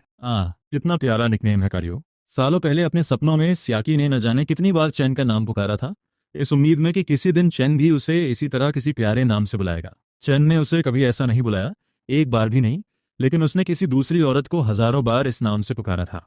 सियाकी का वो जलन और गुस्सा शराब के नशे के साथ मिलकर और उबलने लगा। जो नशा थोड़ा कम हुआ था, वह अब इस बेइंतहा गुस्से और धोखा खाने के अपमान के साथ मिलकर उसकी आंखों से आंसुओं के सैलाब की तरह बह निकला, जिसने एक ही पल में उसकी बची कुची अक्ल को पूरी तरह निगल लिया। उसने झटके से दरवाजा धक्का देकर खोल दिया। कमरे की वह गर्माहट और हल्की रोशनी बाहर के अंधेरे कॉरिडोर के साथ एक गहरा कॉन्ट्रास्ट बना रही थी। मैं बेड पर आधा लेटा हुआ था, कानों में हेडफोन्स लगे थे और मेरी उंगलियां स्क्रीन पर तेजी से चल रही थीं। जाहिर है कि उस अचानक हुए धमाके से डरकर मैंने झटके से अपना सिर ऊपर उठाया। मेरे चेहरे पर अभी भी अपने गेम के साथियों के साथ की गई बातचीत की वह हल्की और रिलैक्सिंग मुस्कान बाकी थी। सियाकी वहां खड़ी थी। उसके गाल नशे की वजह से बिल्कुल लाल हो चुके थे और उसकी आंखों में एक ऐसी वीरानी और मायूसी थी जो मैंने पहले कभी नहीं देखी थी। उसका वह हमेशा रहने वाला ठंडा और गरिमामय अंदाज पूरी तरह गायब हो चुका था। वह किसी बुरी तरह जख्मी हिरन की तरह लग रही थी। उसने कांपते होंठों से मुझे घूरा और आखिरकार सिसकते हुए एक सवाल पूछा, चन, क्या तुम मुझे धोखा दे रहे हो? तुम्हारी मेमोरी कभी गई ही नहीं थी, है ना? मैं पूरी तरह उलझन में आ गया और सीधा बैठकर बोला, मैंने तुम्हें धोखा दिया? मैंने तुम्हें कभी धोखा नहीं दिया। सियाकी ने चिल्लाते हुए कहा, तुम मुझे धोखा नहीं दे रहे। वह एक कदम आगे बढ़ाने लगी और फर्श पर उसकी हील्स की हर एक आवाज ऐसी लग रही थी जैसे वो चक्कों पर पैर रख रही हो। वह आगे बोली, तो फिर वह कार्यो कौन है जिसे तुम अभी पुकार रहे थे? वह यान तियान तियान है ना? तुम हमेशा से नाटक कर रहे थे, एमनीजिया का नाटक, अच्छे बनने का नाटक, ये जताने का नाटक कि तुम मुझ पर डिपेंड हो, लेकिन पीठ पीछे तुम अभी भी उसी के संपर्क में थे। मुझे पूरी बात समझ में आई और मैं अपनी हंसी और आंसू रोक नहीं पाया। मैंने अपना फोन ऊपर उठाया और कहा, क्या तुम इस बारे में बात कर रही हो? ये मेरा गेम पार्टनर है, एक लड़का है। मैंने अभी अभी गेम में एक पेंटेकिल किया था, तो मैंने खुशी में उसे वेल डन चिल्लाकर सेलिब्रेट किया था। तुम अपने दिमाग में क्या क्या इमेजिन कर रही हो? सियाकी के कदम अचानक वहीं के वहीं रुक गए। उसका नशा काफी हद तक हवा हो गया। उसकी आंखों में दहक रही वह आग धीरे धीरे बुझ गई और उसकी जगह एक गहरे असमंजस और हैरानी ने ले ली। वो मेरे मोबाइल की स्क्रीन पर गेम इंटरफेस को टकटकी लगाए देख रही है। फिर वो मेरी तरफ मासूमियत से देखती है, लेकिन उसके गालों की लाली अचानक गायब हो जाती है और वो एकदम पीली पड़ जाती है। मैं अपना लहजा थोड़ा नरम करता हूँ, सिया, मैं जानता हूँ तुम्हें किस बात का डर है। तुम्हें डर है कि मुझे युआन त्यानंतियान याद आ जाएगी, वही लड़की जिसके लिए पहले का दुआन त्यानंतियान अपनी जान देने को तैयार था। वो मैं नहीं था, मैं तो बस प्लॉट के हाथों की एक कठपुतली था। मेरी यादें अब 20 साल की उम्र पर आकर रुक गई हैं। मुझे बस इतना याद है कि हम बचपन से ही राइवल्स थे और हमेशा झड़ते रहते थे। वो अपना चेहरा दूसरी तरफ घुमा लेती है, उसके कंधे हल्के से कांप रहे हैं। वो मेरी तरफ नहीं देख रही और उसने मेरी बात का विरोध भी नहीं किया। मैं बिस्तर से उठता हूँ और उसके पास जाता हूँ। मुझे याद है स्पोर्ट्स डे के दौरान मैं सबसे आगे भाग रहा था और मेरे पैर में मोच आ गई थी। वो तुम ही थी जो मुझे उठाकर इन्फर्मरी तक ले गई थी। पूरे रास्ते तुम मुझे डांट रही थी, लेकिन तुमने मेरा हाथ इतनी मजबूती से थामा था कि मुझे गिरने नहीं दिया। मुझे याद है तुम्हारी जबान कड़वी थी पर दिल बहुत नरम था। जब मेरे पास जेब खर्च खत्म हो जाता था तो तुम कहने को तो बहुत कुछ कहती थी, लेकिन तुरंत मेरे हाथ में पैसे रख देती थी। तुमने कहा था कि अगर दुनिया के सारे मर्द मर भी जाएं तो भी तुम मुझे पसंद नहीं करोगी। वो बस तुम्हारा गुस्सा था। मैं अपना हाथ आगे बढ़ाता हूँ और बड़े प्यार से उसके आंसू पहुँच देता हूँ। इन 2 हफ्तों में मैंने सब साफ देख लिया है। तुमने अपनी बातों से मुझे एक सोने की चेन में बांध रखा था। तुम्हें डर है कि मैं कहीं भाग ना जाऊं या खुद को चोट ना पहुंचा लूं, इसीलिए तुम मुझे दुनिया की हर खुशी देना चाहती हो। मेरे लिए तुमने एक बहुत बड़ी बिन छोड़ दी, जबकि तुम्हें पता था कि शायद मैं नाटक कर रहा हूं। फिर भी तुम दौड़ी चली आई। सियान, तुम कोई एंटागनिस्ट नहीं हो, बल्कि इस दुनिया की सबसे नादान और फिक्रमंद इंसान हो। वो अचानक अपना सिर उठाती है और उसके गर्म आंसू मेरे हाथों पर गिरते हैं। क्या तुम सच में फिर से युआन तियानंतियन के पास नहीं जाओगे? मैं जवाब देता हूँ, मैं उसके पास भला क्यों जाऊंगा? वो औरत जिसने मुझे बस अधर में लटकाए रखा, अपनी तरक्की के लिए उसने मेरा और मेरी कंपनी का इस्तेमाल किया, उसे कुचला और कभी एक सच तक नहीं बोला। उसके चक्कर में दोबारा पढ़ने के लिए मुझे पागल होना पड़ेगा। पहले वाला मैं था ही नहीं। अब मैं खुद की होश में हूँ। मैं बस उस कचरे जैसे इंसान से दूर रहूंगा। इधर सिस्टम की नोटिफिकेशन आती है, होस्ट आप तो कमाल हैं, ये बंधन अब कभी नहीं टूटेगा। मैं सिस्टम की बातों पर ध्यान नहीं देता। मैं धीरे से सिया का हाथ पकड़ता हूँ और उसे बिस्तर के किनारे बिठाता हूँ। जो कुछ भी पहले हुआ उसके लिए मैं उस पुराने मैं की तरफ से माफी मांगता हूँ। उसने तुम्हें 6 साल तक तड़पाया है। उसकी वजह से तुम हर रात बेचैन सोती थी। तुमने मुझे सिर्फ इसलिए कैद करके रखा क्योंकि तुम मुझसे प्यार करती थी। उसने तुम्हें नीचा दिखाया, लेकिन मैं वादा करता हूं कि आज के बाद याचन अपनी सिया की आंखों में एक भी आंसू नहीं आने देगा। सिया अचानक मेरी बाहों में सिमट जाती है और मेरी कमर को जोर से जकड़ लेती है। वो अपना चेहरा मेरी गर्दन में छुपा लेती है। 6 साल से दबा हुआ उसका दुख आखिरकार फूट पड़ता है और वो एक छोटी बच्ची की तरह रोने लगती है।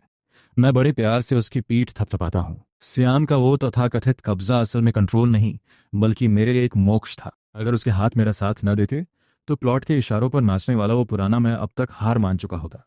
उसने बड़े ही अजीब पर जिद्दी तरीके से मेरी जान बचाई है। अब मुझे इन जंजीरों से मत बांधना। मुझे कोई डर नहीं है, लेकिन अगर तुम्हें डर लगता है तो मैं जहां भी जाऊंगा तुम्हें साथ ले जाऊंगा। मैं तुम्हारे साथ ऑफिस जाऊंगा और तुम्हारे साथ ही वापस आऊंगा। मैं पूरी जिंदगी तुमसे अलग नहीं होऊंगा। वो अपनी रोई हुई आंखें उठाकर धीरे से पूछती है, क्या ये सच है? एकदम खरा सुना। मैं कहता हूँ हाँ, और मैं अब मेहनत करूंगा और कंपनी संभालने में तुम्हारी मदद करूंगा। सिया, पहले मैं तुम्हारी राह का कांटा था, पर अब मैं तुम्हारी सबसे बड़ी ताकत बनूंगा। उस रात पहली बार हम दोनों के बीच कोई दूरी नहीं थी। मैंने उसे गले लगाया और वो बिना किसी बेचैनी के चैन की नींद सोई। अगली सुबह जब सियान की आंख खुली तो वो थोड़ी शर्मा रही थी। मैं उसे जानबूझकर छेड़ते हुए कहता हूँ, बॉस सिया, कल कौन रो रहा था भला? वो मुझे घूर कर देखती है, पर उसकी आंखों में अब वो ठंडक नहीं, बल्कि एक हक और प्यार है। मैं फौरन बॉडीगार्ड्स को हुक्म देता हूँ कि घर की सारी सोने की जंजीरें हटा दी जाएं। अब मैं तुम्हें अपने सच्चे दिल से बांधूंगा, जो किसी भी जंजीर से ज्यादा मजबूत होगा। आने वाले दिनों में मैं पूरी तरह से एसआई कंपनी के काम में जुट जाता हूँ। शुरुआत में मुझे रिपोर्ट्स तक समझ नहीं आती थी, पर धीरे धीरे मैं सिया से बिजनेस की बारीकियां सीखने लगता हूँ और कंपनी के कामों में तेजी से तरक्की करता हूँ। उधर युआन टियान टियान को आखिरकार अपने लालच और स्वार्थ की कीमत चुकानी पड़ी। गवर्नमेंट बिडिंग का प्रोजेक्ट पूरी तरह फेल हो गया। उसे अपने परिवार से भी कोई मदद नहीं मिली। उल्टा वो भारी कर्ज में डूब गई और उसके शेयर्स भी गिरवी रख लिए गए। उसके पिता, जो हमेशा रिश्तों से ज्यादा फायदे को अहमियत देते थे, उन्होंने उसका बुरा वक्त देखते ही उससे सारे अधिकार छीन लिए। उन्होंने अपने दूसरे बच्चों को आगे बढ़ाया और युआन टियान टियान बीच रास्ते में ही खेल से बाहर हो गई। उसकी सारी चमक धमक मिट्टी में मिल गई और आखिरकार उसे शहर छोड़कर जाना पड़ा। जब मुझे ये खबर मिली तो मैं बस मुस्कुरा दिया। ऊपर वाला सबका हिसाब करता है और यह अंजाम उसने खुद अपने हाथों से लिखा था। जब मैं न्यू ईयर के मौके पर सी फैमिली के घर गया तो सबने देखा कि मैं सोफे पर सिया के पास बैठा उसके लिए संतरा छील रहा हूँ। वो सुकून से मेरे कंधे पर सिर रखकर कुछ डॉक्यूमेंट्स पढ़ रही थी। ये देख जन नियन नियन के मुंह से चाय गिरते गिरते बची, हे भगवान, याओचन, तुम तो बिल्कुल बदल गए हो। पहले तुम्हारी आंखों में सिर्फ युआन तियान तियान होती थी, पर अब तो सिर्फ हमारी आंखें दिखती है। चलो अच्छा हो। शुरू करने से पहले आज का पहला टारगेट सेट करते हैं। इस वीडियो पर 2K लाइक्स का एम। अगर आपको ये जर्नी पसंद आ रही है, अगर हर एपिसोड आपको फील होता है, तो लाइक बटन दबाओ और 2K का टारगेट मिलकर कंप्लीट करते हैं। आपका एक लाइक सिर्फ बटन नहीं, ये प्रूफ है कि आप इस स्टोरी का पार्ट हो। चैनल को सब्सक्राइब करके बेल ऑन कर दो, ताकि हर नया एपिसोड, हर नया ट्विस्ट सबसे पहले आप तक आए। और हाँ, आज का सबसे इंपॉर्टेंट मिशन, हर इंसान एक वीडियो को 3 टाइम्स हाइप कर सकता है, तो अभी के अभी 3/3 हाइप पॉइंट्स कंप्लीट करो। ये सिर्फ नंबर्स नहीं हैं, ये डिसाइड करेगा कि नेक्स्ट एपिसोड फुल पावर के साथ आएगा या नहीं। इतनी मेहनत और टाइम लगता है हर एपिसोड में। अगर सपोर्ट स्ट्रांग रहा तो सीरीज और भी इंटेंस होगी, लेकिन अगर रिस्पॉन्स वीक रहा तो शायद ये जर्नी यहीं रुक सकती है। या फिर आगे सिर्फ मेंबर्स के लिए कंटिन्यू होगी। डिसीजन आपके हाथ में है। 2K लाइक्स एम कंप्लीट करो, 3/3 हाइप फिनिश करो, लाइक और सब्सक्राइब करो और कमेंट में लिखो मिशन कंप्लीट। ये सिर्फ चैनल नहीं, हमारी कम्युनिटी का पावर मोमेंट है।